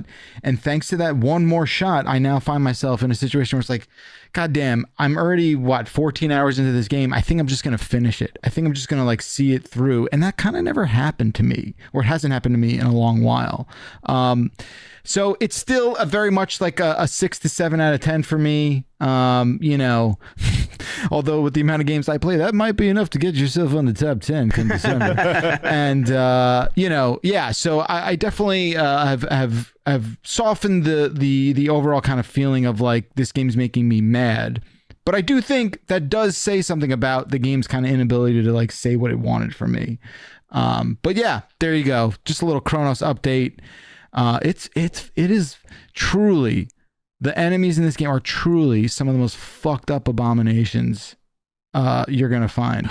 So it's the scary juice that you're saying is pulling you through. It's that, and it's the sort of like very ominous and strange kind of story where it does have this 12 Monkeys aspect to it, where you're just like, that people keep saying that. Tie this up? How they gonna tie this up? 12 Monkeys.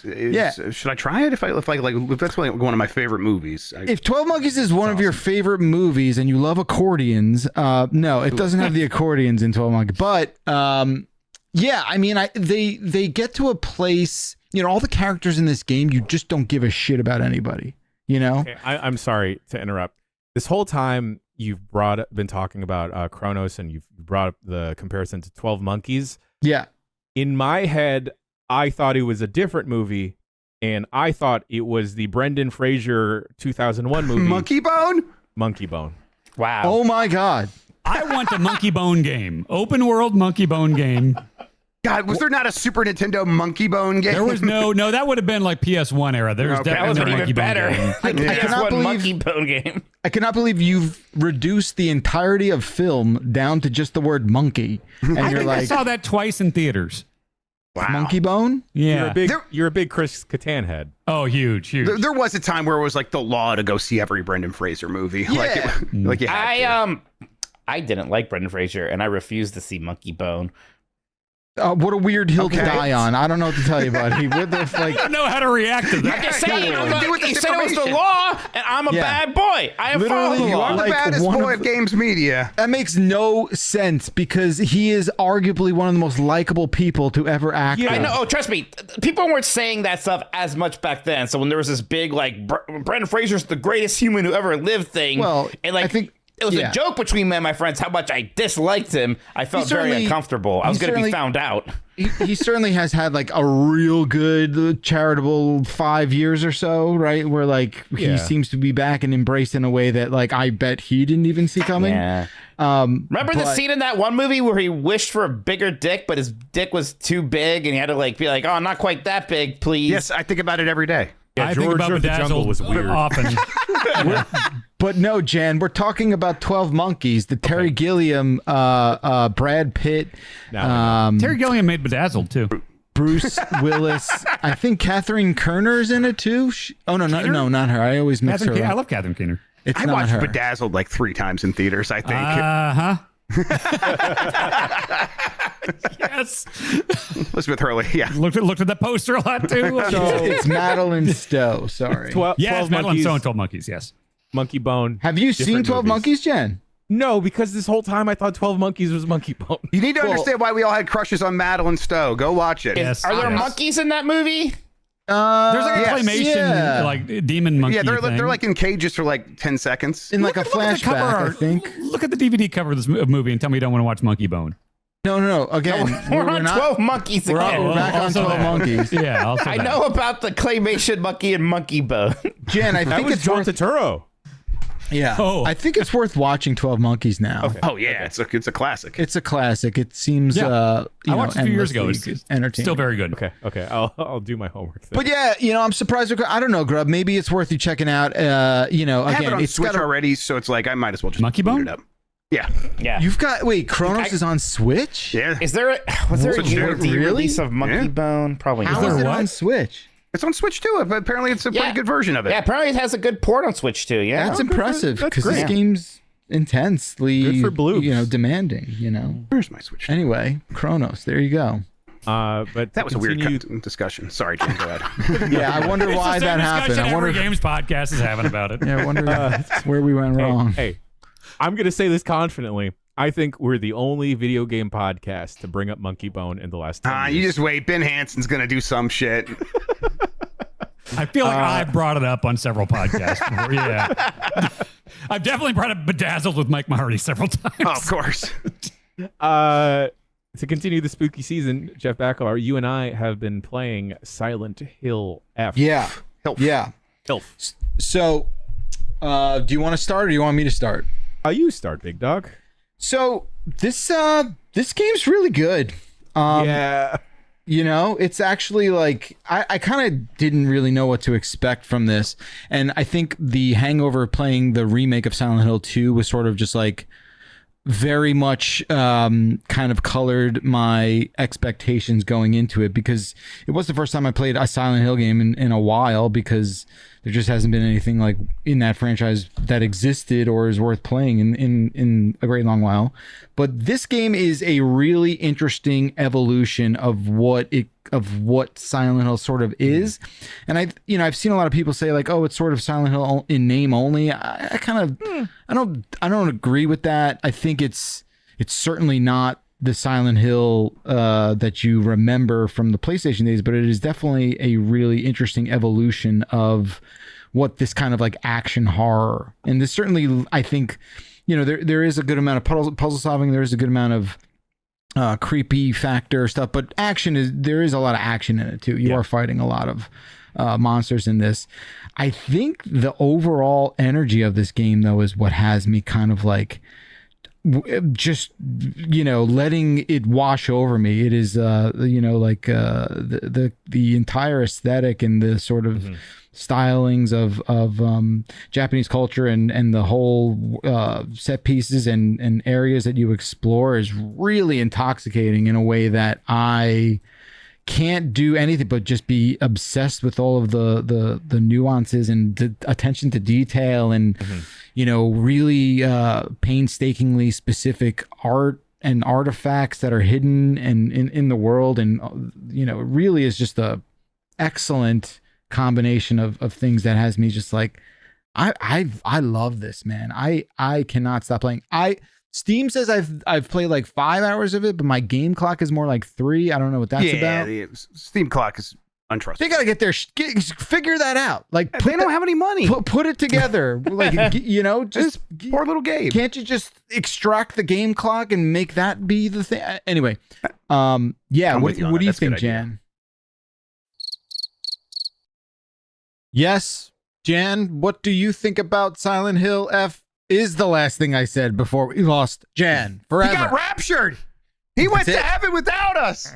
If you watch the playback, you can actually see him looking up to the heavens. He did the Bright light. Catholic gang signs or whatever they're called. Genuflex? The what? Catholic The gang sign. genuflect is the kneel, and you got the sign of the cross. Okay, too. the sign. Yes, he did the Yeah, Catholic yeah. gang sign. That's what I'm going to go with. Yeah, we don't know what Jan thinks about Silent Hill F, but I believe we're going to be recording a quick look today or tomorrow. Hopefully his power does return. and we'll get to it. But there you go. That's what I'm feeling regarding the game. Like, it is really surprising. I will not lie. I think there was a lot of, I'll say reservations I had about this one. And I'm delighted to be proved wrong. Not wrong, but maybe just have my attention corrected. And it's pretty wild. Like, I think everyone's really skeptical about this whole revival of Silent Hill. And there was like some weird like live show decision thing that no one liked. But, you know, the big stuff, Silent Hill 2 remake, above expectations. And this one seems well above expectations too. Like, Silent Hill is actually in the best place it's been since the PS2 era. Right now, it feels like. So that's pretty Konami as a wild and company impressive. Is in the best situation it's been in for a long time. Maybe not that long, but for quite some time. I mean, this is the real bellwether for me. That they nailed this one. It's like, oh, Konami can make video games again. Like Metal Gear Solid Delta Sneaker 1-to-1 remake. Yeah, sure, you better get that right. You have it all right there in front of you. Silent Hill 2 remake, even a little bit. It's great to see them trying with those. To do a whole new Silent Hill game and deliver for a fan base that is notoriously picky, as maybe the nice way of putting it, I think this is a real good sign that they know how to navigate their own franchises in a really solid way. Becca, can you give me like a rundown of like the vibes if it's not quite feeling like Silent Hill, which again I don't think we think is a criticism, but like what are they going for here? Is it sort of the Ring sort of thing? I don't even know what to expect. It's a good question. And I think the one bit of, the one characteristic of this game that's maybe not syncing with me in the best way is the overall kind of story. Maybe I'm just a little too early on to have it really kind of register, but you sort of play as this schoolgirl who has conflicts with her friends in her town. And, you know, I'm really not at a point yet where I'm like fully appreciating the gravity of that dynamic. I want to say, man, I can't really remember the year it's trying to take place in. Maybe I'm fully up. I want to say like 60s. Yeah, Xbox era in chat saying 1960s Japanese feminist movement vibes. Okay. Yeah. So, I mean, and I do think, I'm playing it with English subs. So it's Japanese language, English, because I'm an anime expert and that's how I watch all my anime. Of course, we knew. So this is how I had to ingest it. But I think that's the one part that I'm not fully drifting with the story. Okay. But as far as like Silent Hill and what you think in your mind when you think Silent Hill, well, you obviously think like a very foggy town and disturbingly, sort of like spasming, bloody mannequin enemies, right? Like that's who and you get that. You definitely, all those Silent Hill boxes get ticked in this game. And I think, I do think it is sort of the overall vibe of it has been brought up to the sort of contemporary expectation of like, oh, I want to be able to like save a lot. I want to have different kind of like upgrading paths. There is an interesting sort of dynamic to which you have to play the game. So you have a focus meter and you have stamina and health. And the focus meter is what allows you to like zoom, like really laser in on enemies, increase your chances of like high crit damage strikes, and observe their sort of behavior so that you can find the right place to attack. So I think that's interesting, but there is a cooldown there. Like you can draw all of your focus meter there. And the stamina meter, is something that you have to kind of like spin that plate as well. So I think that stuff kind of is, so far in my experience, has been received really well. It's not too much where you're sort of babysitting all of these meters, but you certainly feel a bit more of the pressure. And yeah, that's overall kind of like the sort of broad strokes of what you're going through in this thing. It's, right now, like, yeah, you have a map, but like game does feel a little bit more linear than maybe what Silent Hill has sort of offered in the past. Again, take that for being about 4 hours into it. But yeah, I feel like I think it's a really difficult threading of a needle. If you're trying to bring this thing that has such a very specific expectation, especially coming off the heels of that that remake rather, and have it like feel different enough and updated enough, like I think that is really, leading the charge for how impressed I am by what this overall kind of experience is. It's awesome. Now, the only thing I would also say is like, it's also not as scary as I want it to be, right? And they've not that it's been watered down, but it certainly has a polish on it that is not as horrific. Is that the comparison to Cronos, or do you think just by itself in a vacuum you would feel that way? In a vacuum, but it is funny. There is this overlap with Cronos where it does have this like breathing flesh bubbles kind of everywhere, which you're just like the Jeff Baccalar aesthetic, yeah, like paint my walls in that. But it does have this interesting sort of like flowery horror dynamic too, which I think is an interesting kind of spin on doing it. So yeah, I really feel like this game had no business making this much of an impact, but it is truly special and definitely worth playing for sure. Like we're in the last couple of years, there's been a handful of like spooky and like you liked Silent Hill 2 last year a lot. Was that last year?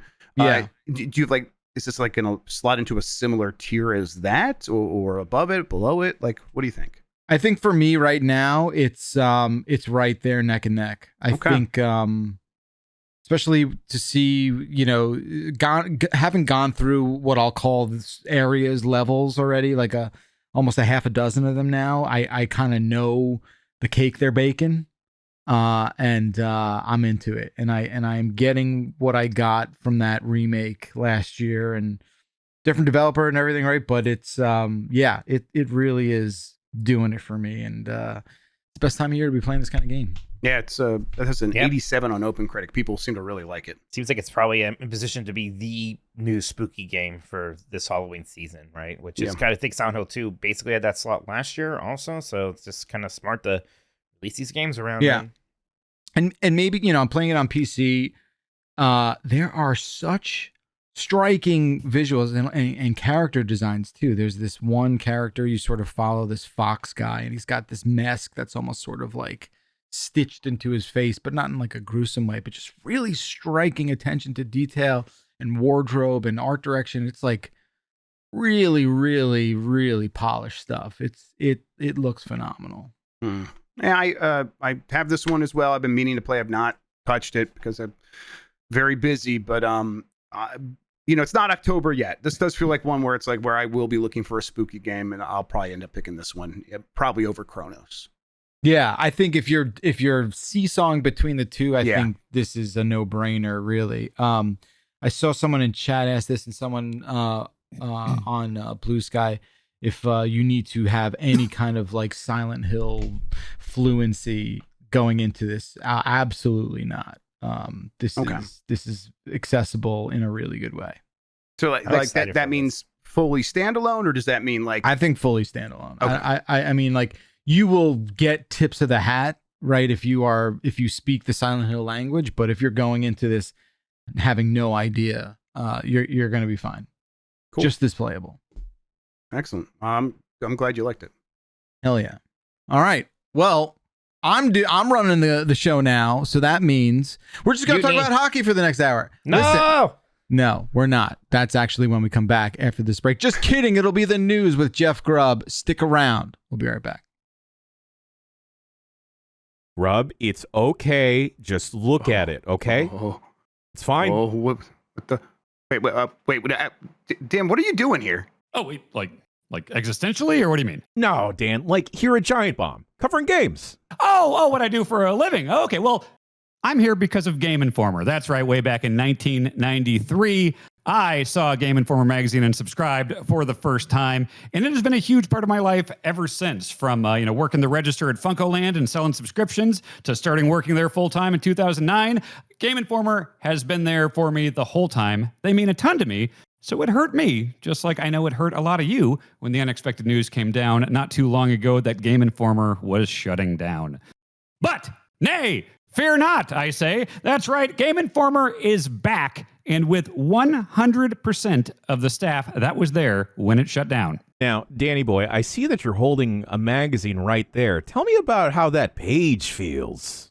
I'm telling you, I have held hundreds upon hundreds of Game Informer magazines from 1993 to today, and this is without a doubt the best. I'm feeling this right now. Ooh. This is a smooth cover. Oh. This is a thick, nice paper here. The print is just good. This is a wonderful quality print magazine. It makes my heart feel good. And I know that Game Informer is a team that I can rely on to say something substantial about games and the people who make them, because GI has a stellar crew of editors. These are people I love to have on the couch at Giant Bomb at night over at Summer Game Fest. It's people I can always rely to have something interesting to say. That's why I know when they have those excellent cover stories, just like they always did and always will continue to do so, it's going to be some of the best coverage in video games. And another fun bonus, Game Informer donates 5% of every subscription purchase directly to St. Jude Children's Research Hospital. You know, earlier this year, the future seemed very uncertain for both Game Informer and Giant Bomb. That's putting it mildly.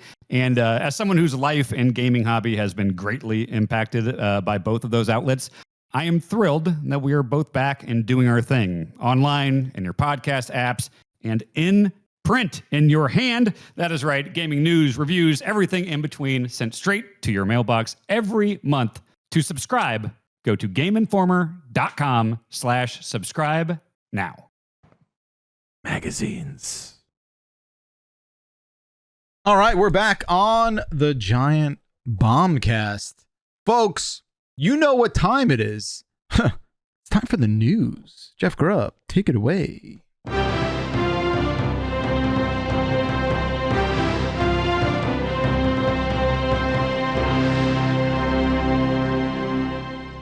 Okay, let's see here. I have a bunch of news, including 35-minute PlayStation State of Play confirmed, including Housemarque's Saros.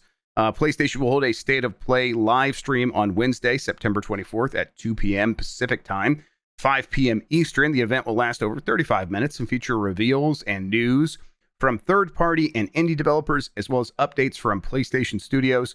This includes an extended look at Saros, Housemarque's new title arriving next year, basically the follow-up to Returnal, starring Rahul Kohli.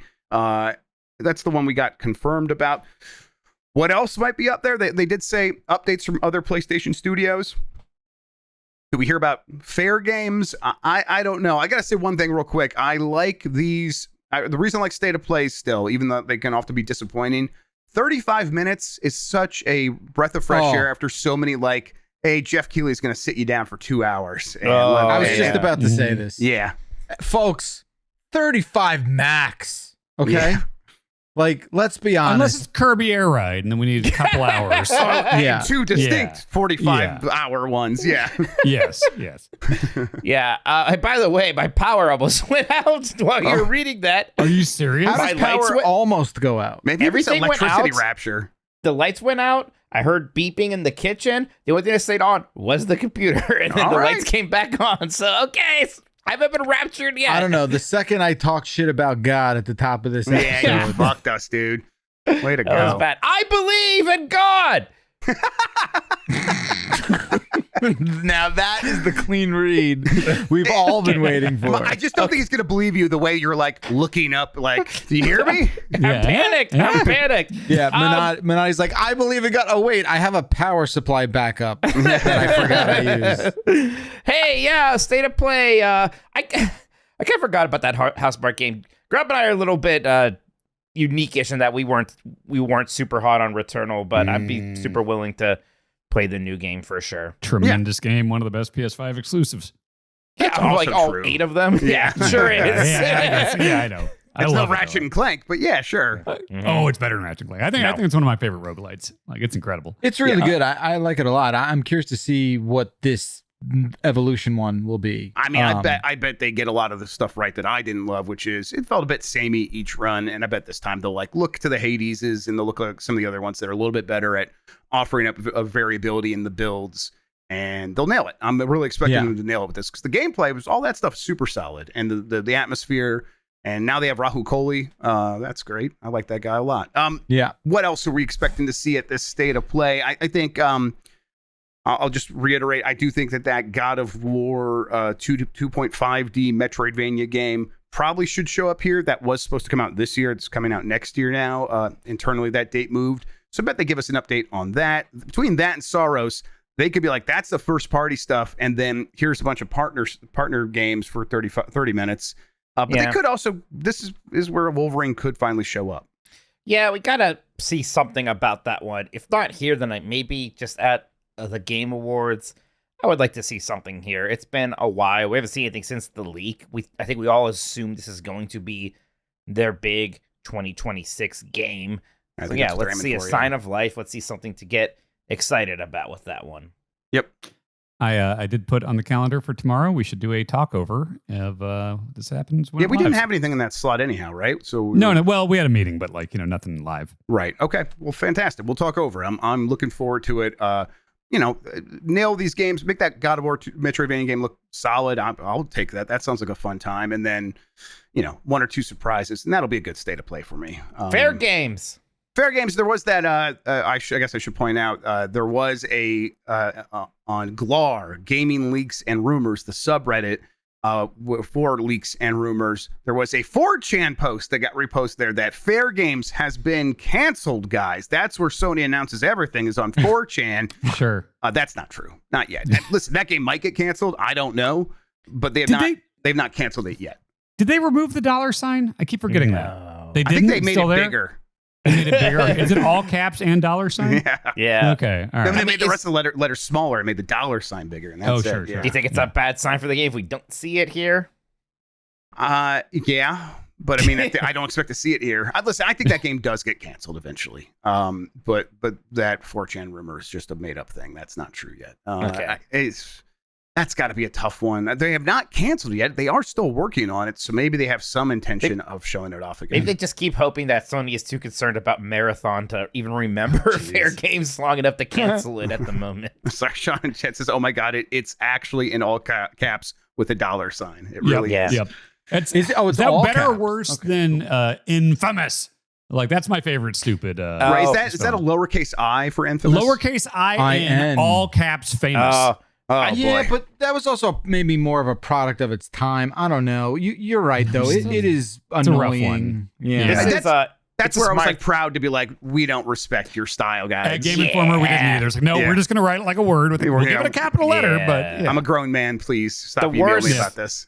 The worst for me as a writer was that Warcraft does not have an inner cap C, and StarCraft does. That's insane. That's really frustrating. Someone should go to jail. Yes, agreed.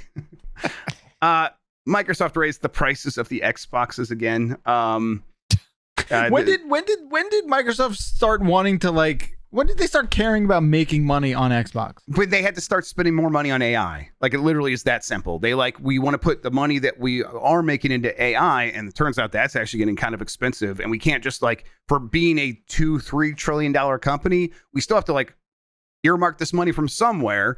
And so, hey, video games, we don't care about you anymore. Justify yourself by actually making money. And so they can't sell these consoles at a loss, I guess. It sucks. It's stupid. It's terrible. If you were like, wait, you talked about this. No, that was 4 months ago where they raised the price once. This is an additional price increase. So the Xbox Series X is $650 now. The 2 terabyte Xbox Series X Galaxy Edition is $800. That's not an Xbox Pro. That's the Series X.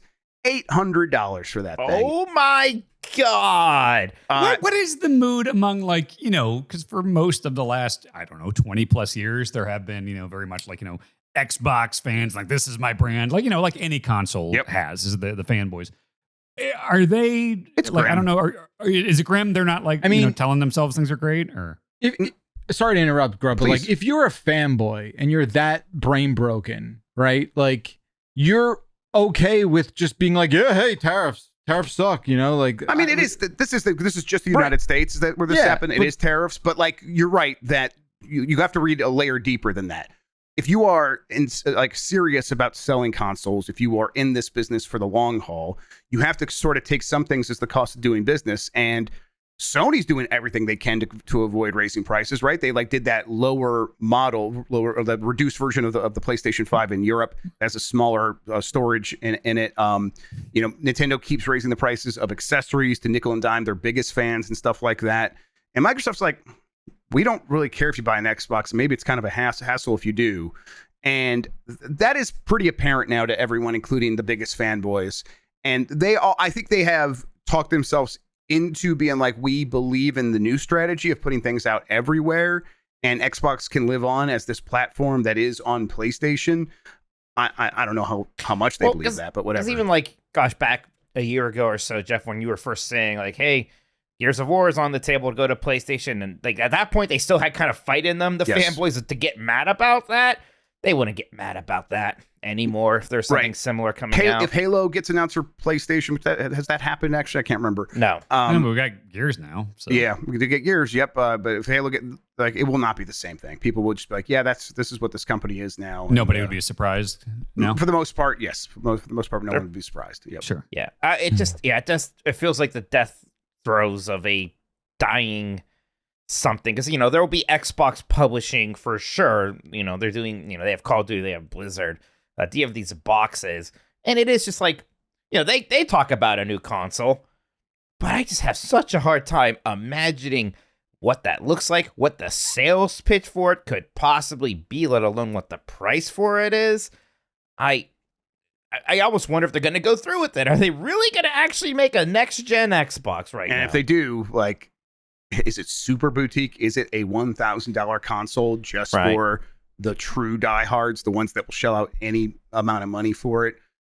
Maybe that's what they were planning to do anyhow. Now it feels, I think I'm more on your side, where it's like, I don't even know if they follow through with it. Yeah. This Microsoft feels like the version of Microsoft that's like, yeah, we thought about doing another console, but we're just going to be in a situation like this in 5 years where we have to keep raising the price because things are just going to keep getting more expensive, and we have to make more money from a smaller audience. That's not going to be worth it to us. They probably still do another one, but I don't know. Go ahead. Sorry. And that's also assuming that they come out of the inevitable AI collapse. Yep. Where they're like in a position of like, yeah, we're still going to move forward. Right. Like, it seems to be there's a growing consensus that like the entirety of the American stock market is being propped up. It is on AI. Certainly. Is Microsoft as big on AI as like other huge? They're one of the biggest ones. They're really? OpenAI's biggest client. Yeah. So is that like, they've got the Copilot thing and things like that? Is it mainly that, or like what is their intention? Yeah, but like I'll try to like give a quick anecdote about someone who's writing about Satya Nadella, the CEO. He apparently like has 8 AI agents that he works with all day to make all his decisions while running Microsoft. And like, this is the company that does like insist that people use AI agents in their workflow and stuff like that and show how they're doing it. Like they have King doing that. They want AI in everything. They've already put it in their, the Copilot stuff's already in their browser. It's in Windows. They're super involved in that, and they are a big investor in OpenAI. So if OpenAI succeeds, they succeed. All this other stuff. It is the big new strategy of like how to unlock new growth for these companies. Whether or not they get there, I mean, there's going to be a downfall before they do get there. If they do get there, and that's still a huge question. In the meantime, as far as games go, as far as the Xbox goes, certainly momentum will carry them a certain amount because they were going to make another console. They probably are, just because that was the plan. And despite like layoffs, despite cutbacks, at a certain point, it's like, well, we're not getting rid of this whole brand, and we already started making this thing. We have a partnership with AMD. We're going to see this stuff through. I just don't, their heart isn't into it. And that's obvious. They are positioning this thing so that people won't want to buy an Xbox. It's kind of there's no other way to look at just the way this is breaking down. And, that's the next story. Costco quietly removes the Xbox section from its US and UK websites. Costco has quietly removed all Xbox products from its US and UK websites with no search results or dedicated sections for the brands. Nintendo and Sony products, including the Switch, Switch 2, and PlayStation 5, remain available. This change was first noticed by a Reset Era user, and Reddit users reportedly observed the absence of Xbox products last month. To me, this is probably like not a lot of people buying Xboxes, but also you can't rely on the price maintaining consistency. So they're like, we don't even want to deal with this, and we're Costco. We have a certain reputation. We don't want to deal with these things going up every 4 months. Well, it's going to be expensive to just stock them now too, Yep. right? Yeah. Yeah, for sure. And so I think that That's wild.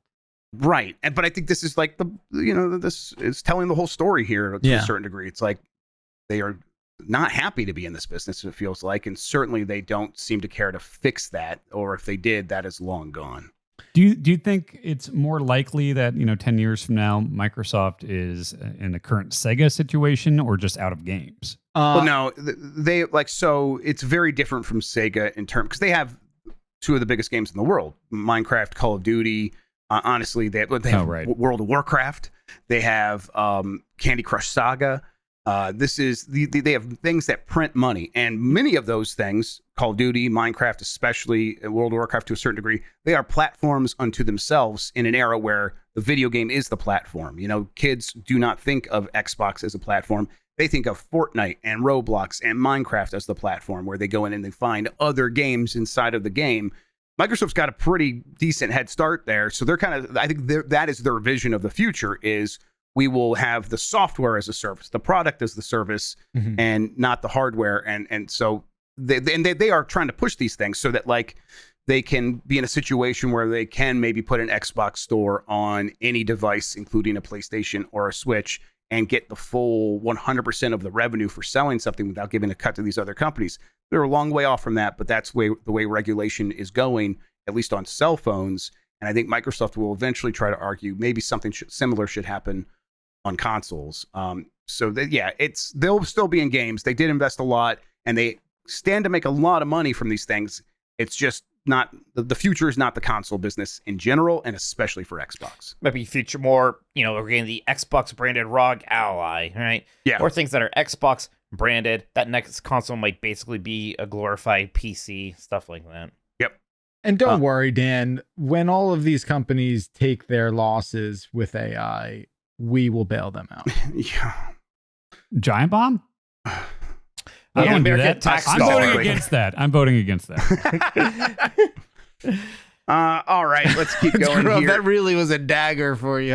You didn't like those words. I don't even begin to understand how it would affect us, but sure. I just saw Grub die a little bit. That was I was like, bad. oh God, he's right, because the whole economy's built on. Why this would shit now. taxes pay for a company failing? Well, we've done it before, Dan, because so many jobs and so much of the economy is intermingled and stuff like that. Will be there's a chance we might not do it, but we've done it for banks. We've done it for banks. Why? All we do is for banks and airline companies. Because they say That's for as their bad problem. They're the companies. Why do we have to pay for it? Dan, you got some points there for sure. You know what? I'm okay with a certain point of bailing them out, but maybe prosecute people who made bad decisions and caused crises in the first place. Well, we don't do any of that either. So fun times. People are bringing up 2008. I'll be honest, I have no idea what happened in 2008. Well, just watch. Honestly, watch The Big Short? Watch The Big Short. Just watch The Big Short. I think I saw it on a plane and I forgot Watch everything. I didn't understand it while I was watching. It's only the watching most it. consequential event of your entire adult life. It's I know it's the stock even market more so went down. than 9/11. Honestly, I know they're movies and they're entertainment, but Adam McKay does have a pretty good run of American quasi documentary. Yeah, watch Vice and watch Big Short. You'll the Great be fine. Recession is everything. It's set up everything. Like when we did not prosecute the people that did that, that's when the government really broke. That is when we truly actually lost our way. It had something to do with houses. I remember that from Big Short. Only houses. Watch The Big Short. Yes. That's your homework. Yeah. I saw it. Basically, the short version is banks lied to the people that assess, when they bundle all the mortgages together. The banks lied to the people that assess that. Those people were okay with them lying because they were making money from it. And then the banks just kept doing that over and over and bundling bad mortgages together. No, it's not. It's not legal. But so instead of them getting in trouble, why did we have to pay them money? Because they fucked us all so bad. Yeah. Why are they allowed to do that? They oh my God! Yep, because they have a lot of money, and that sounds like horse shit. It's frustrating hearing you say. Just watch. Yeah, just watch it again. All right, Hideo Kojima and Jordan Peele's OD gets first proper trailer, and the PT vibes are strong. Did you guys get a chance to catch up with any of this Kojima stream from last night? It's like 3 hours long. There was quite a bit. I watched a bit of it. Okay. What did he have to say about AI?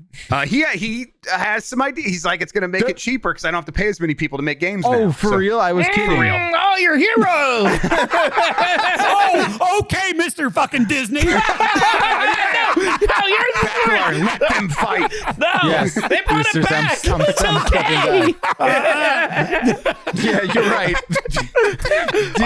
Disney redemption arc. Yeah. Totally. Oh, it took you long enough to stop watching WWE on the internet. Man, so far, I think Mike's up 3-2 here. What do you guys? Yeah, man, keep it score here. God damn it. Okay, I'll go through this rundown of some stuff. Kojima unveiled details about several projects at the 10th anniversary celebration of Kojima Productions. He revealed the first trailer for his horror game, OD, developed with Jordan Peele and published by Xbox Game Studios. Good luck with that. The trailer, subtitled Knock, features Sophia Lillis and evokes PT.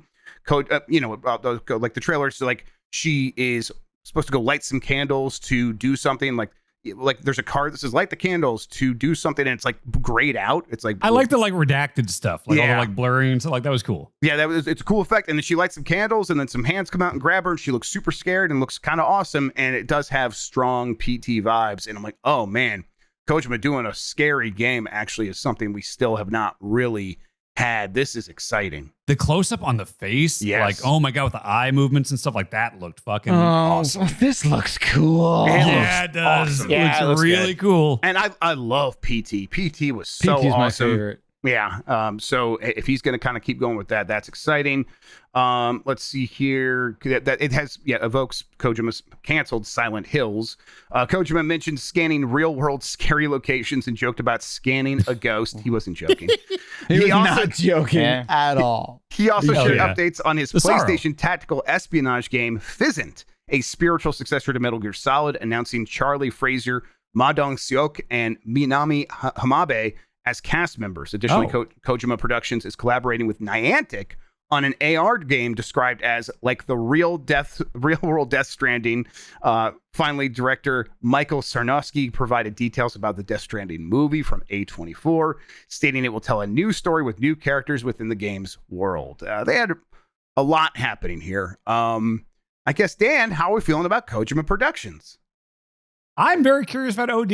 I've never been the biggest horror game guy in the world, but I do love his sensibilities. And I watched that trailer this morning and it looked very, very good. I obviously, what he has said about Fizzant sounds way more up my alley. So looking forward to seeing more about that, but I don't expect anything anytime soon. That's really. still right. That still seems like it's very far away for sure. But yeah, I mean, the fact that he's out there like kind of beating his chest about it. I mean, that's what this stream was very much like celebrate me. But hey, that's Kojima. I bet he talked more about how his games are going to be kind of like movies and games together. You think? A fascinating idea. Oh, when you said Charlie Fraser, I was like, oh, I wonder if is that the casting? Is that the main dude or whatever on that poster? I was curious what he was in. And I looked up, oh no, it's the gorgeous woman from Furiosa, which that makes a lot of sense for Kojima. Yeah, that sounds it's about like, all right. I have a question. Does she have? Wait, no. Is he a foot guy? Is he one of the guys? That's Tarantino. That's Tarantino. Yeah, I thought there was a video game guy that was into feet, but I don't think it's. I'll tell you what. I don't think he's a foot person. okay, he's just a scanning human bodies guy. Okay. Yeah. He likes actors and actresses. Yes. And then, stop the presses. It's time, everybody. He finally did it. What we've all been asking him to do. Hideo Kojima's latest project is a credit card. Kojima is partnering with a bank to release a credit card, a first for the game developer. The card will allow users to earn points redeemable for Kojima-related rewards and merchandise. Jesus. Well, Is it leaking black gaming- tar? What had like? Yeah, I mean, I guess it's just like you get a Disney credit card or whatever. I have a United credit card. Now you can get one for Kojima. It is Japan only. But maybe this is worth moving to Japan for, so I can finally get this. I don't know. It puts you over the edge, right? This is that's a weird thing. Can we just It's say a how- weird this is thing. an extremely weird thing. Yeah, when it's just about a brand, like here's some perks at least, like with Disney cards. Or it's like you get perks in the parks or something. What could the perks like points redeemable for Kojima related rewards and merchandise? How much of that does one person possibly need?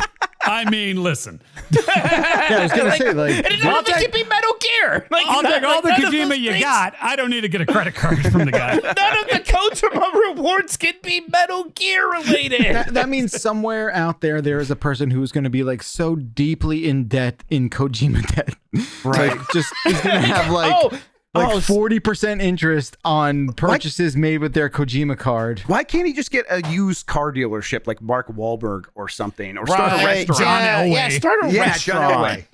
Yeah, or a tequila brand. right. Yeah, exactly. Yeah, do an alcohol brand. Do Sake- Terramana. Wait, Yeah. wait. I think he did do sake. Sake. Yeah, I believe that. I think that was announced during this as well. Chat, correct me. I didn't watch the whole thing, but I saw someone. He did sake. So Oh yeah. I would get that. Yeah, I wouldn't no, get the of course, card. I'd yeah. get the sake. Yeah. the credit card thing is a little bit embarrassing.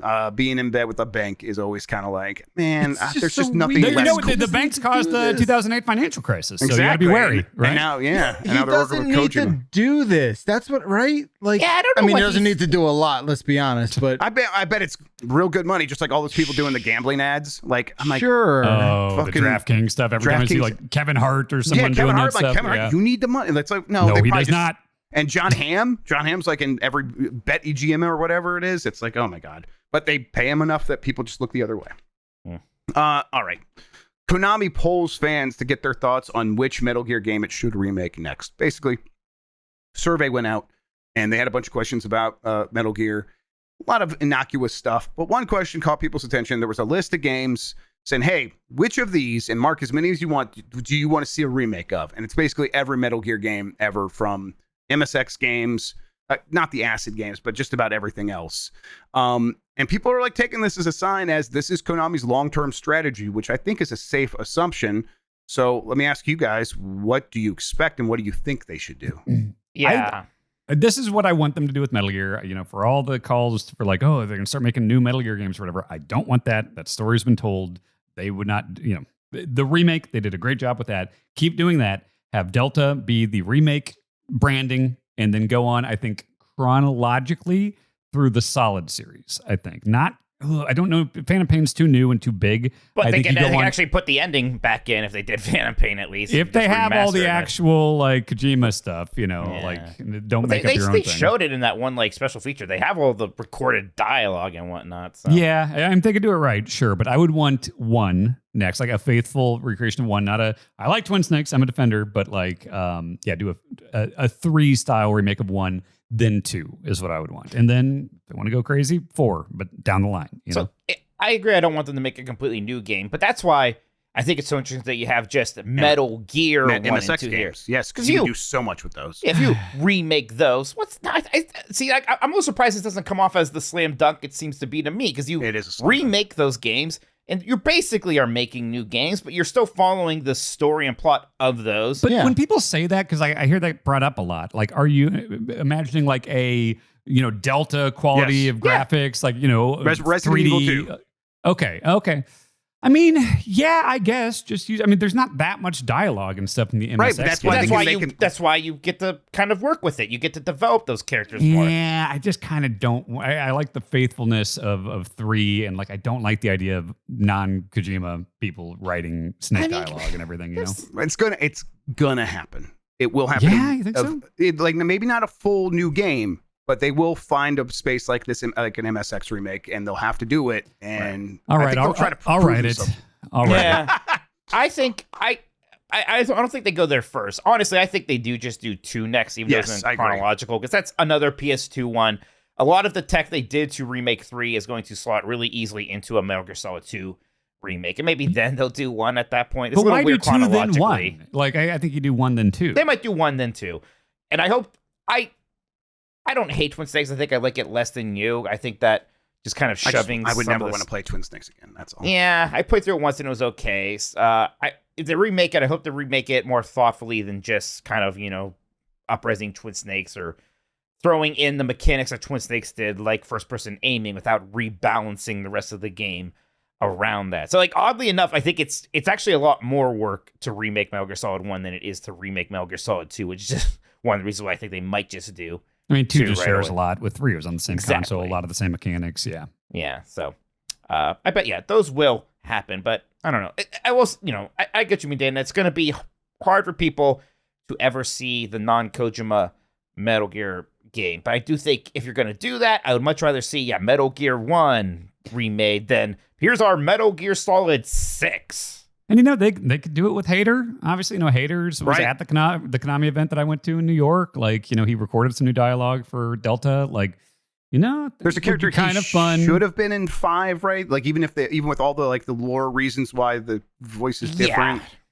Yeah. I mean, well, they had an out with the lore of course reasons. They came up with something. There was a perfect opportunity to have Hader be in there. Hader still could have been in there anyways. Yeah. Okay. We'll go with it. Did they really list Metal Gear Solid 5 Ground Zeroes and Metal Gear Solid 5 The Phantom Pain as different options in this, by the way? Because to be clear, they did. If you remake these games, those two better just be one now. Yep, yes. They did do that. Yes. Ground Zeroes is a demo, essentially. It's a standalone demo. It was cool at that. It had some really... I played a lot of that. It was a good time. I did. It's great. I won't get into it. That was the one where they went too far with certain subject matter, I think, actually. Went way, way, way too far. We were playing that in Japan at Konami with Tim Turi, and we got to that part in Ground Zeroes. And, before any of this had been seen, me and Tim looking at each other, like, ooh, people aren't going to like that. It's going to be real bad. Yep. All right, last story here. Palfarm announced. Pocket Pair announced Palworld Palfarm, a farming simulation spinoff of Palworld, where players build and manage a farm with the help of pals, mysterious creatures with unique abilities. Didn't the Pokemon Company just announce basically their equivalent with Ditto? Yeah. So okay, more fireworks here maybe. But I thought Palworld was okay. This sounds all right to me.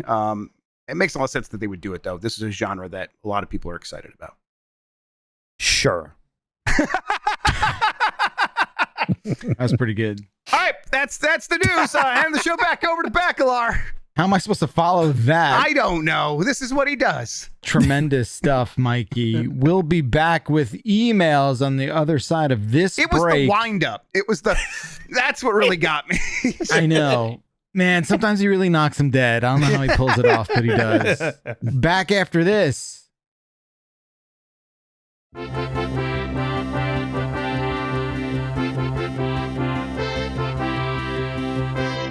Oh, it's emails time. That's right. Bombcast@giantbomb.com. That's the email address. Bombcast@giantbomb.com. Let's get into a few of these that Jan has selected.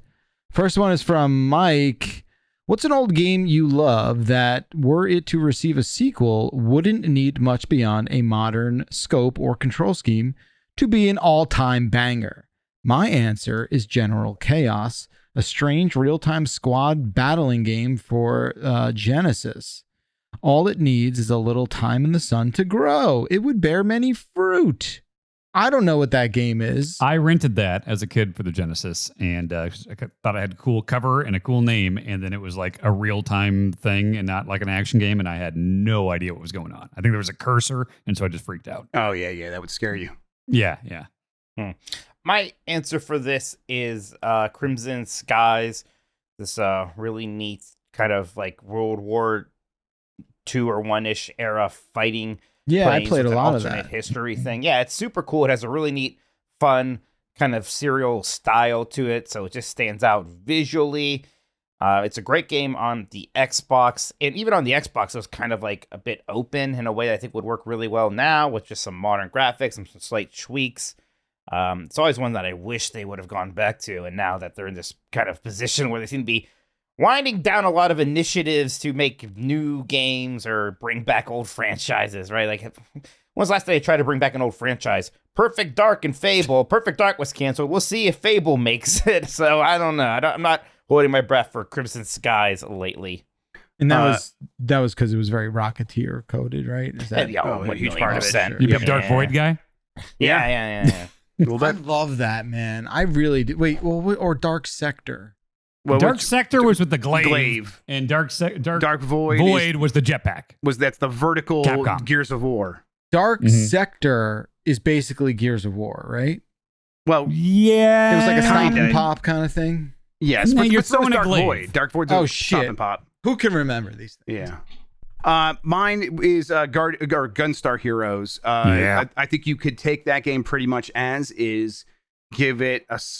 I mean, I wouldn't want to change visually all that much, but you could just add maybe a couple more mechanics, even make it even more complicated, because I think developers realize players can handle a lot more, and you would just have a classic. I mean, it's all like that original one's a classic. I think you could do one today, kind of in a Streets of Rage 4 fashion, that sort of follow up, and it would nail it. It would be awesome. Did you play the GBA one? I think I did. Yes, I think honestly, like that's what actually got me into it. And then I went back to Gunstar Heroes. I was like, I love this. Yeah, I think Incredible Crisis could have a sequel nowadays. That would be awesome. fun. Yeah. Yes, I would love that. Yeah, I think that would hit pretty hard. I mean, I use Beautiful Joe as an answer for a lot of things. Oh, yeah, but you're not wrong. No, you're not. And I just think it would be great. Say Piano 3 this time instead. I'm not there with you. No, it's not good. It's not. No. I want to be just in the spirit of charitability, but yeah. No, Beautiful Joe's much better. It's so good. All right. Well, thank you, emailer. Next from who do we have here? Sid, is video game streaming the latest spectator sport? Is video game podcasting the new sports talk radio? I feel like this question is from 20 years ago. Yeah, it's been that way. Yeah. I mean, basically, that's how it breaks down. Like, yeah, that's how it goes. I mean, I think a good, I want to say that podcasting is so much, it's also so wide reaching and spreading, but it's way more popular than sports talk radio. Oh, you don't think more people listen to podcasts than listen to? No, you're right. Now more people listen to podcasts. Well, but like we were talking about, because like a lot of the podcasts is sports talk radio, basically. Right. Even if you're comparing those two sort of like slices, I still think it's way bigger now. AM radio was massively popular even up until like 10 years ago. I don't know if any new kids are coming in and listening to that stuff in their cars or whatever, but it is unlistenable. Let me just tell you. It's rough stuff. I mean, especially all the right-wing stuff is insane how much it's still on there. It's crazy. I love it. Yeah, there's a local one here in I think they syndicate it, and they are insufferable. I would catch myself hate listening to Rush Limbaugh sometimes, because I had to have that station on for the Indians games back then. And like, so it would just be on when I start my car, and he would just immediately start talking about something crazy, and I would get so mad I couldn't stop listening to it. Same. When I was a delivery driver, I would hate listen to a lot of right wing stuff, AM radio, because it was like, I get to feel something at least, and most of the time it was blinding rage. But I listened to quite a bit of Glenn Beck, and it was like, I can tell you all the tricks that guy does to win his arguments against nobody, because he's just talking to himself for 4 hours. Screaming into the void. Yes. We're on AM radio because it can't penetrate your skin. Are esports still a thing? I feel like you heard about esports for a long time. And now you do. But you just don't hear. Like, I feel like from like 2010 to like 2020, I felt like I heard the word esports, and there was a lot of money going into it at that time. Yes. All the time. So and like, now I don't hear anyone talk about it. It's a thing. But there was like this big rush, and corporations were very excited about it for a bit there. And there was big investments in things like the Overwatch League, right? And that didn't really work out. Now you still have, esports, and a lot of it is, a bit more grassroots, but there still are bigger ones, like, Evo is esports, right? Is like Dota still selling out stadiums and stuff? Yeah, they still do a big Dota thing. I'm almost curious, like, how many people are still going to see Dota 2's I bet it's a lot, but I bet it's down from its peak. Right. I mean, they are still they're like the top, I'd say 5 games. That's probably, I guess Rocket League might be in that top. I mean, Counter-Strike is still globally a massive esport. So yes, there are some that are still huge. Dan, this might sound familiar. Saudi Arabia has invested quite a bit into esports. They're spending a lot of money these days. They have a lot of money. Diversifying. Saudi Aramco, the richest corporation that's ever existed in the history of the world. Yes. More than Walmart? What's that? More than Walmart? Yes, significantly more than Walmart. Yep. I also think esports is still way behind here than it is the rest of the world in terms of like attention paying. Yeah, but like overall though, like the investment, like Mike's right, the investment from corporations into that space has cut off. They don't necessarily believe that there is a huge way to make a ton of money. That's why it kind of just felt up Saudi Arabia to be like pick it up as one of the many cards they're going to play as they try to diversify their economy or whatever. They own Evo, really? Yeah, they bought PlayStation just bought it to them, sold it to them. Yeah. Holy shit. Goddamn. See, they're trying to push into comedy now too. Like they're having a huge comedy festival with like a ton of huge names that are there. Yeah, like who is it? Like Joe Free Rogan? Speech Warriors, the Saudi Arabian government. Okay. yeah. Fun. Okay. Hey, duders, what is the correct amount of phases for a final boss? That's Three. from Quebec. 3. I think it's 3. Yep, 3's the right answer. Yeah, I think 3 is pretty good. Although, like, man, if you are real spicy, you can really earn it. Like, Sekiro has 4, and I'm like, holy shit! Well, Sekiro. That's like a game. That's a game that earns 4 phases for its final boss, right? Even then, you can argue it's kind of like a 1 and a 3 in that case there. Yeah, but 3 feels important for sure. Sometimes when you mess around with it, though, it can be a little bit. It can kind of ruin the exhilaration. Like there's a boss there are a couple bosses in Hollow Knight where when I beat it, instead of being excited, I'm actually holding my breath to make sure the boss is actually dead. Yeah. So then, like, instead of like the big pop off, it's kind of like a.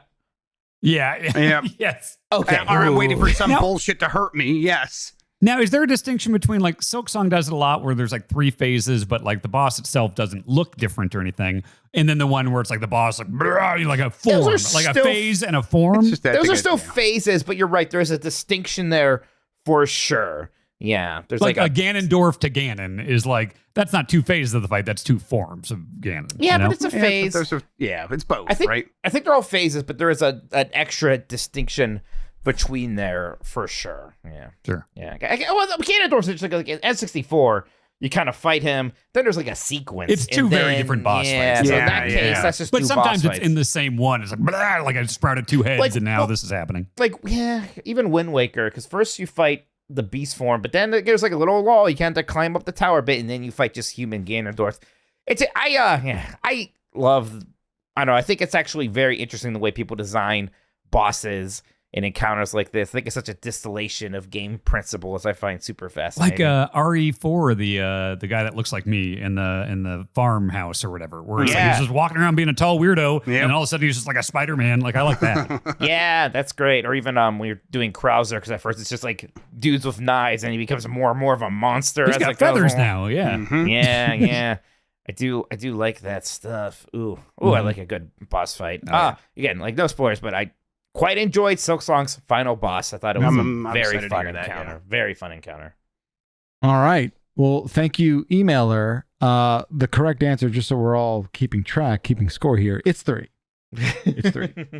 All right, Travis and Fargo, 5-parter here. So let's blow through these maybe. Hey, animal lovers. Number 1, what's the weirdest thing on your bucket list?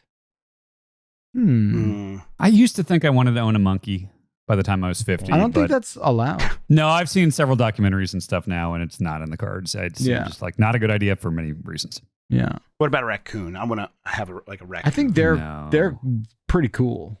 Yeah, but they will fuck up your shit like the way an animal does. Yeah. Not like your bodily person, but they'll like get into your cabinets and stuff and hide in there. Right, but like they'll have like some sort of really understandable reason. They're like, we're trying to get a bank loan or whatever. You know what I mean? Like I trust raccoons more than most. Yes. Yeah. His name's Tom. Animals. Right. Yeah. Yeah, go to the next one. Yeah, okay. Sorry for the bucket list question. Number 2, the trope, easy to learn, difficult to master. Are there any video games that are the opposite? Difficult to learn, easy to master.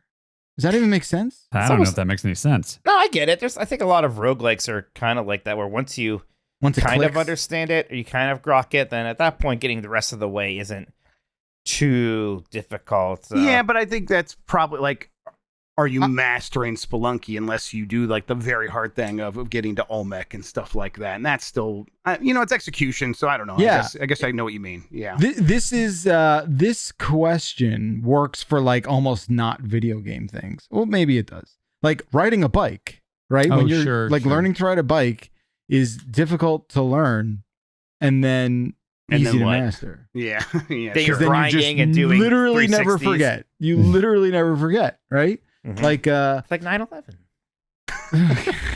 9/11 was like riding a bike. Yeah, totally. Exactly.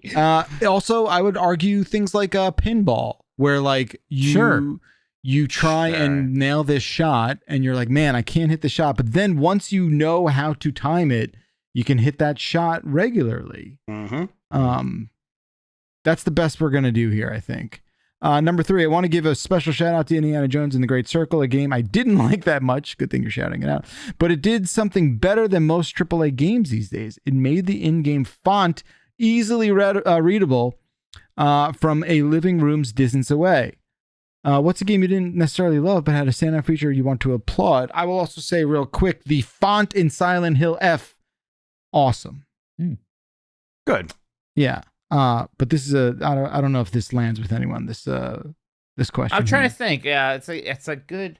I can think of a lot of good games that have a thing where it's like, oh, Prince of Persia, the memories screenshot feature, or whatever. Okay. But like, yeah. So I didn't really get into Returnal very much, but I did like when a wall of bullets came my way with like one hole that I had to go through, and it was like, oh, this is my hole. That thing. I like the idea of a third-person bullet hell. This is my hole. Sean, you got that one? This is my hole. Yeah, I just want to make sure we're earmarking that. You got that?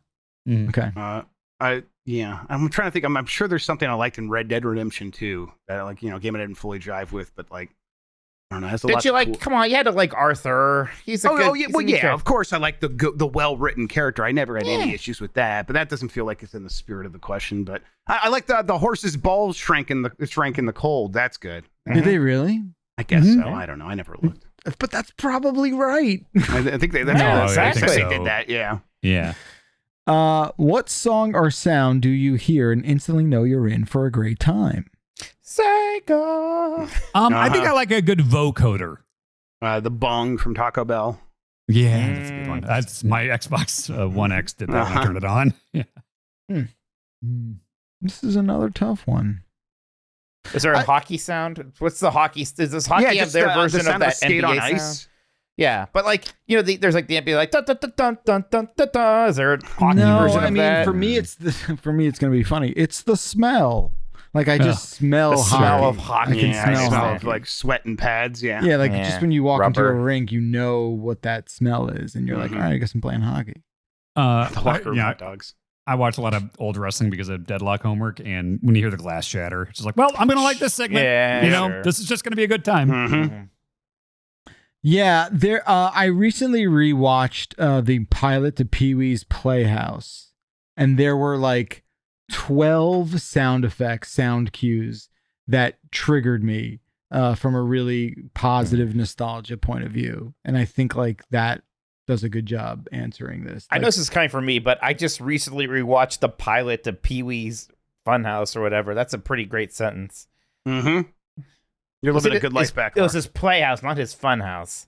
Sure, Yeah. okay. You don't have time to watch a 2-hour-long video about video games, but you're just going back casually to see how. Yeah, because how I have a 10-year-old who needed to be educated, and we watched a Educate about 22 every minute first-person video. shooter of the N64. Come I'm on. on Backlar side with this one. Of course, because it's nothing but reasonable. Yes.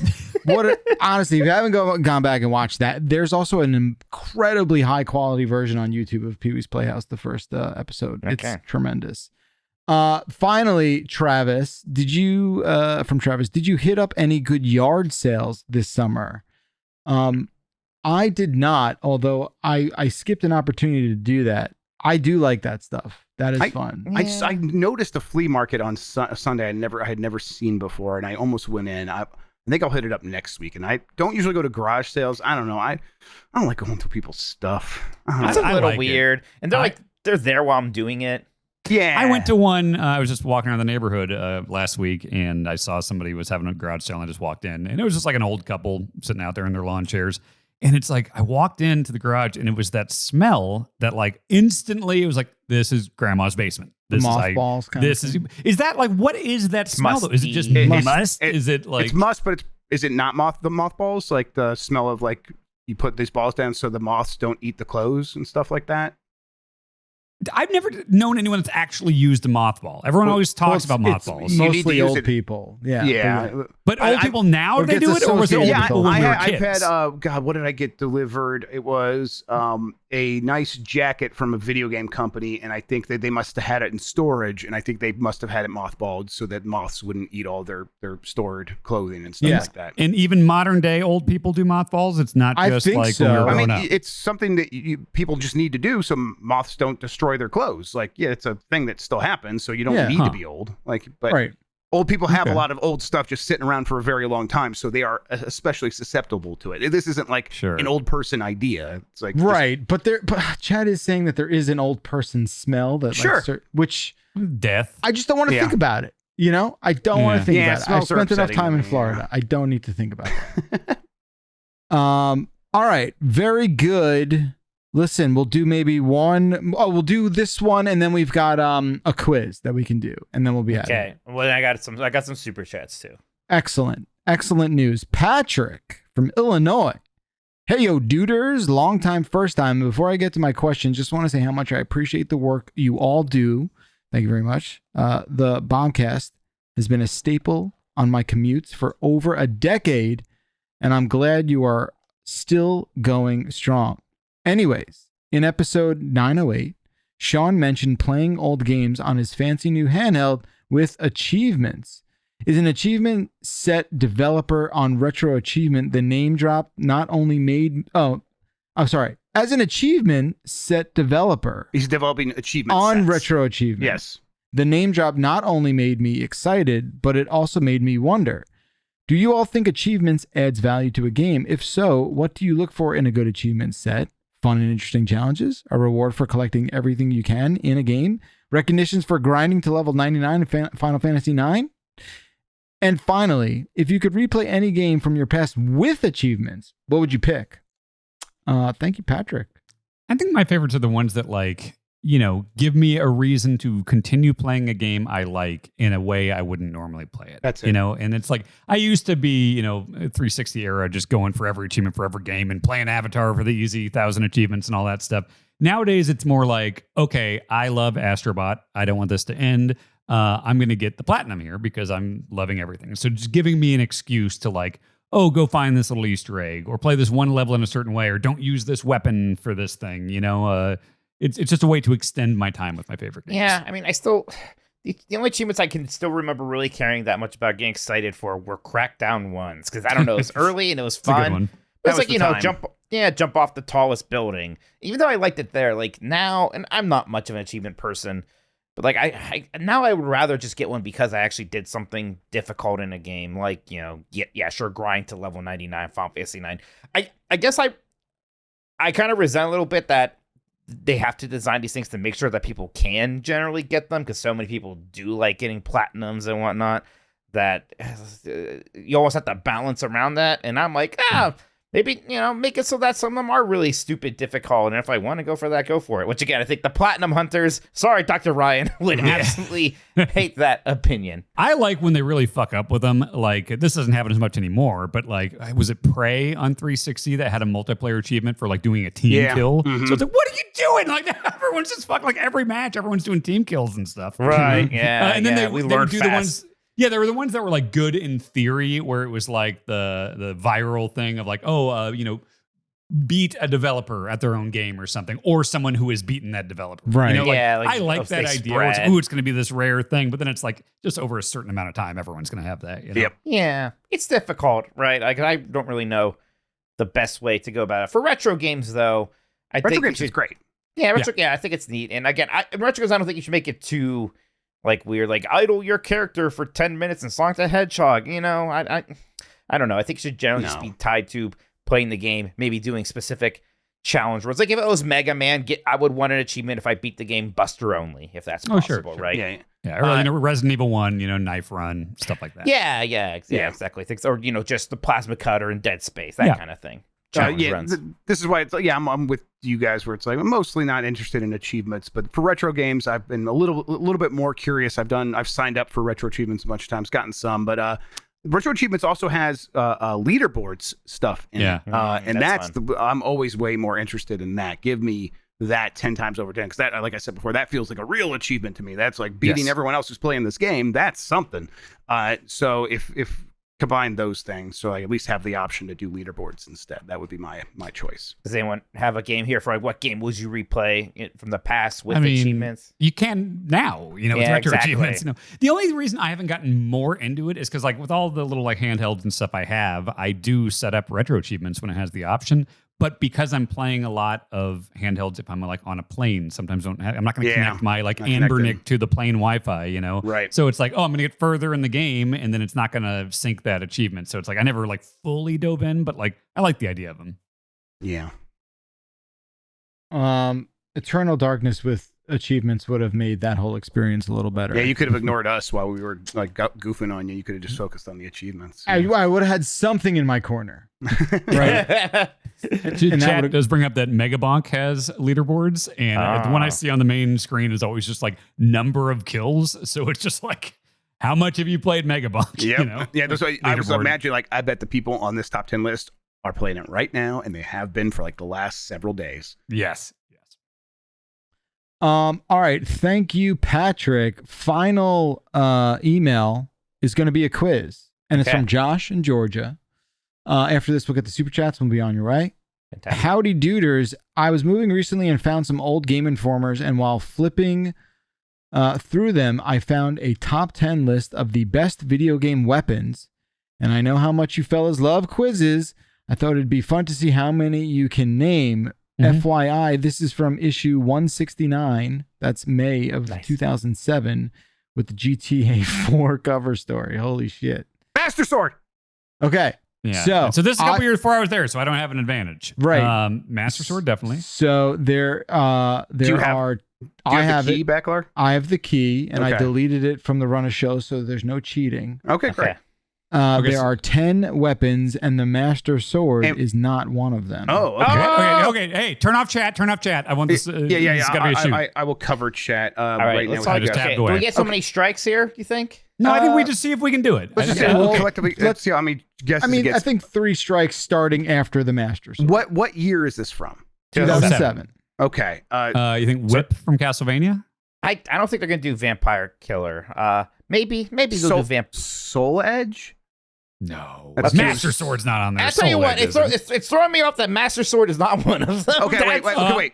I would say Halo BFG Pistol 9000 or shotgun, super shotgun. I think BFG. I also think Halo Pistol. BFG from Doom is on there. Okay. That's number 2. That's number 2. Okay. Maybe we need Let's to not do think the 3 strikes. Let's just see if we can throw it out. Okay, so you got 1 out of 10. Halo Pistol. Halo Pistol. No. Okay. Vampire Killer. I think it's probably more gun based. Golden Gun from GoldenEye. No. What? RCP 90 from GoldenEye. No. Okay. Wait. Energy Sword from Halo. No. Whoa. Okay. Whoa. Okay. This and the game span decades here. The Bicaron sword from Ocarina. No. Let me think. Is Pac-Man a weapon? No, Pac-Man's The not. crowbar from Half-Life. Yeah, the crowbar. No. Gravity gun from Half-Life. That's number 1. Gravity It's gun. the 0-point energy field. Oh, they might have thrown the portal gun into at this point. Yeah, 2007. 07? Yeah. Was it out? Is that when Orange Box came out? It was right around then. Soon. It was right around Just then. say we're not doing strikes. Portal gun. No. The Lancer from Gears. Yeah, that's got to be there. No. Whoa. Oh, Hammer of Dawn from Gears. Nope.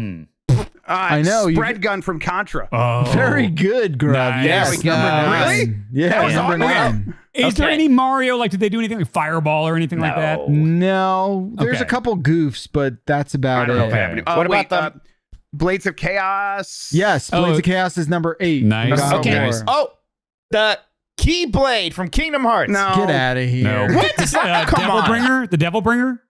The Dante's Devil sword? No. Is that the Red Queen? The Mega Buster. No. Does it say guns or weapons? Weapons. Weapons. It says weapons.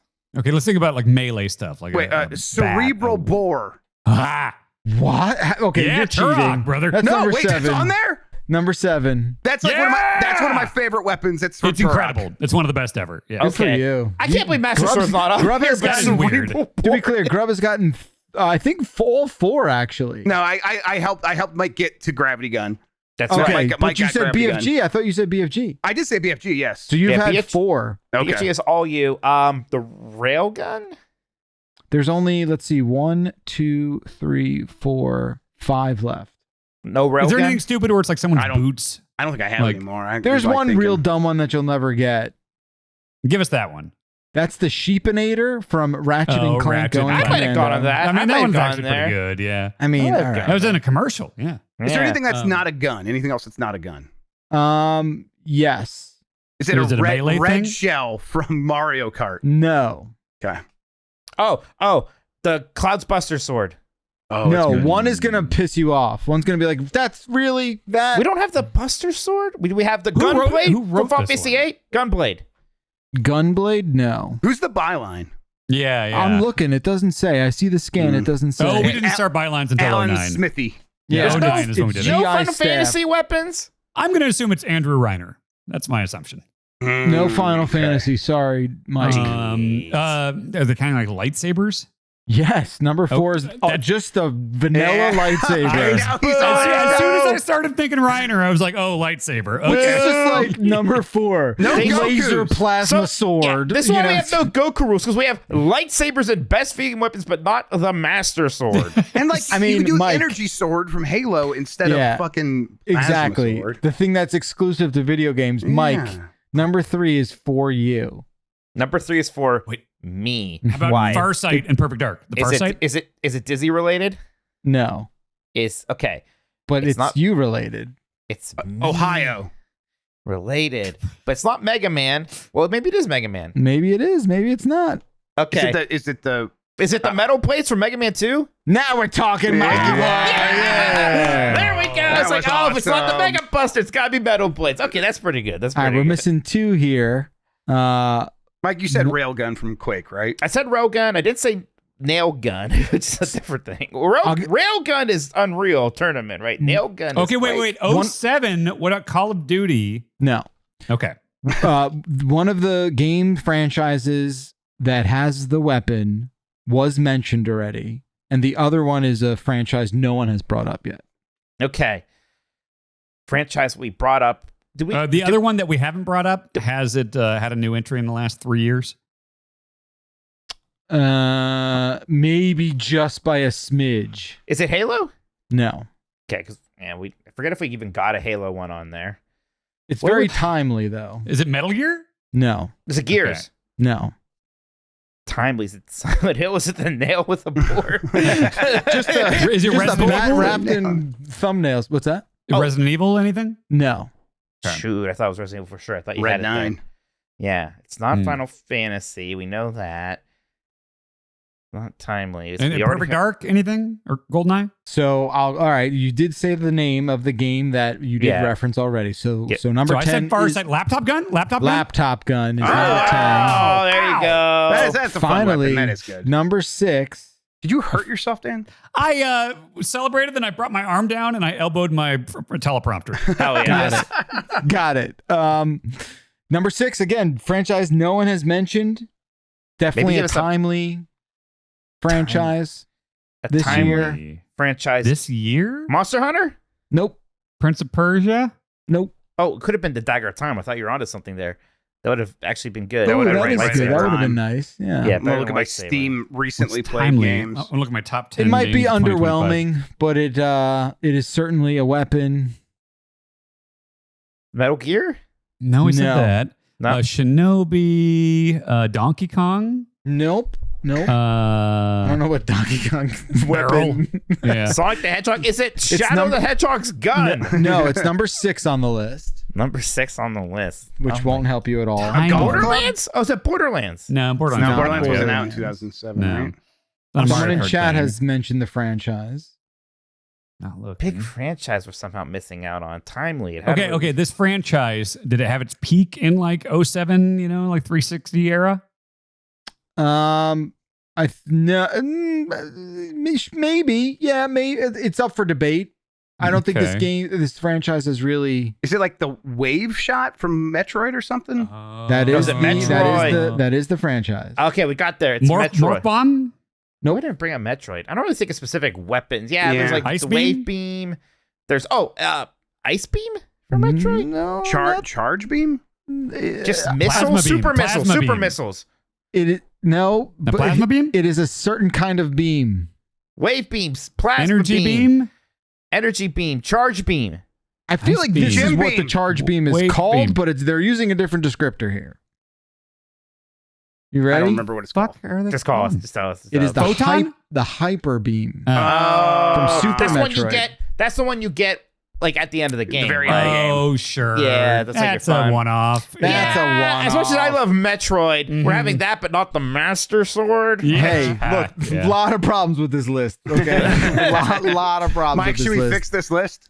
Yeah, we might. It's not a bad idea. Okay. But thank you, Josh. That was fun though. Mike like that. Minotti, let's pivot Yo. to you for some super chats. All right. Strill says U.S. economy is fucked. Save money where you can. Mike. This is about Oh, being this- on your dad's phone plan. Yeah. Right, No. right. Look, yeah. That was forever ago. Who can remember? A while ago, this is from Tyrant. A while ago, Dan was dog sitting and told Grub dog sitting multiple dogs was like being a real parent. Grub agreed. I can't Look. forgive him. Mhm. Jerf, help. Basically the same thing. I said that, like, you know, it's on the same spectrum. We and, had 5 dogs. One of them was elderly and shitting everywhere. yeah, I mean, Same thing. not the same. I definitely didn't say it was the same. You said thing. it was identical. Because when he said that, it made me really mad just now, and I knew that's how I would have felt then. You guys, real quick, I was playing with nail clippers, and I pinched myself and made myself bleed in the last 10 Hell yeah. seconds. I just Cool. did that Hell to myself. So Nice. Yeah, no sympathy. You get no sympathy from me. yeah, well, because you gave Dan a pass about that insane statement. This is what, Yeah. again, the God that doesn't exist did to you. I believe in God. Next up is from Cool Stuff Boy. This is what you're talking about, Backlar. When is Dan going to do that photo shoot with Backlar's leather WWE jacket that was promised on the Beastcast in 2018? The true believers are still waiting. Backlar, I think the thing was that you were going to look up a place for me to go. And I was like, all right, tell me where to be and when. I'll do it. And that stands. Oh, That some stands. glamour shots. Yeah. I mean, hell, we're going to see each other in person by the end of the year. Some mall glamour shots with that thing. You tell me if I need to bring it on any trips. I remember I put it on one night to go out, and I didn't even make it out the door before I took it off. I was just like, I can't do this. I can't do this. All right, keep going. We got any more, Mike? One more here from Ricky B. At least I say right now. I'm way behind. Just listen to the cell phone saga. Are we sure Mike isn't the one breaking all of the mugs?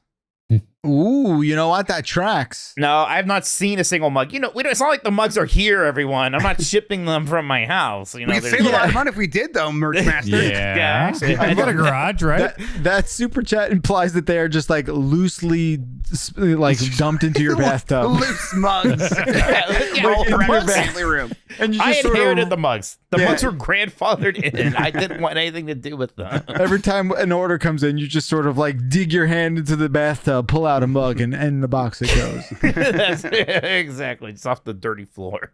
Oh, God. All right. Well, thank you, everyone, for the super chats. Thank you for the support. GiantBomb.com/join is how you can support us by subscribing. That would mean so very much. What do we got going on the rest of this week? Well, we've got Game Mess every morning, as you come to That's expect. right. Tomorrow, Blight Club continues. Right, State of Minaj? play. Yeah. Walking over to State of Play tomorrow. State of Play is going to be tomorrow as well. We've got a Sonic Racing CrossWorlds. GB plays on Thursday. The dump truck will be pulling into your cul-de-sac. We're going to be doing a premium Discord town hall meeting, so make sure you pop in for that. That's 1 p.m. Pacific on Thursday.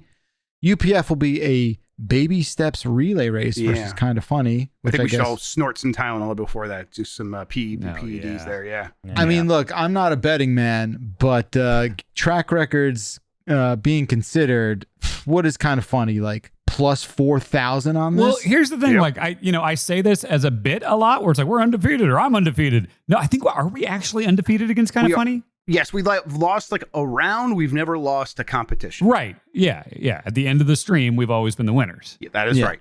Yes. So I And take we it will back. be again. Plus 10,000. Okay. It's just like, come on. And then 4 p.m. Pacific on Friday, a Hades 2 through the night. Very exciting stuff. Also, quick looks. We're supposed to record a Silent Hill F today. Jan and I. Hopefully his power returns soon. And we'll also I was supposed to record a Hades one with him today. We'll see how that goes. Yeah, we'll see how that goes. We'll still try and knock him out this week if the power outages can't happen today. That's going to do it, folks. Thank you so very much for tuning in to the Giant Bombcast. Thank you, Jan. Thank you, Dan. Thank you, Grub. Thank you, Minati. Thank you for everyone super chatting and watching along live or after the fact. We'll be back with a brand new episode next week. I can't do Jan's outro. He hits an octave I'm incapable of doing. If anyone else wants to try it out. What's he do? What's he say exactly? The goodbye. Do the goodbye. He goes like goodbye. Goodbye. Try it out, Mikey. Goodbye. All right, never mind. For the audio listeners, bye everybody. Good, no.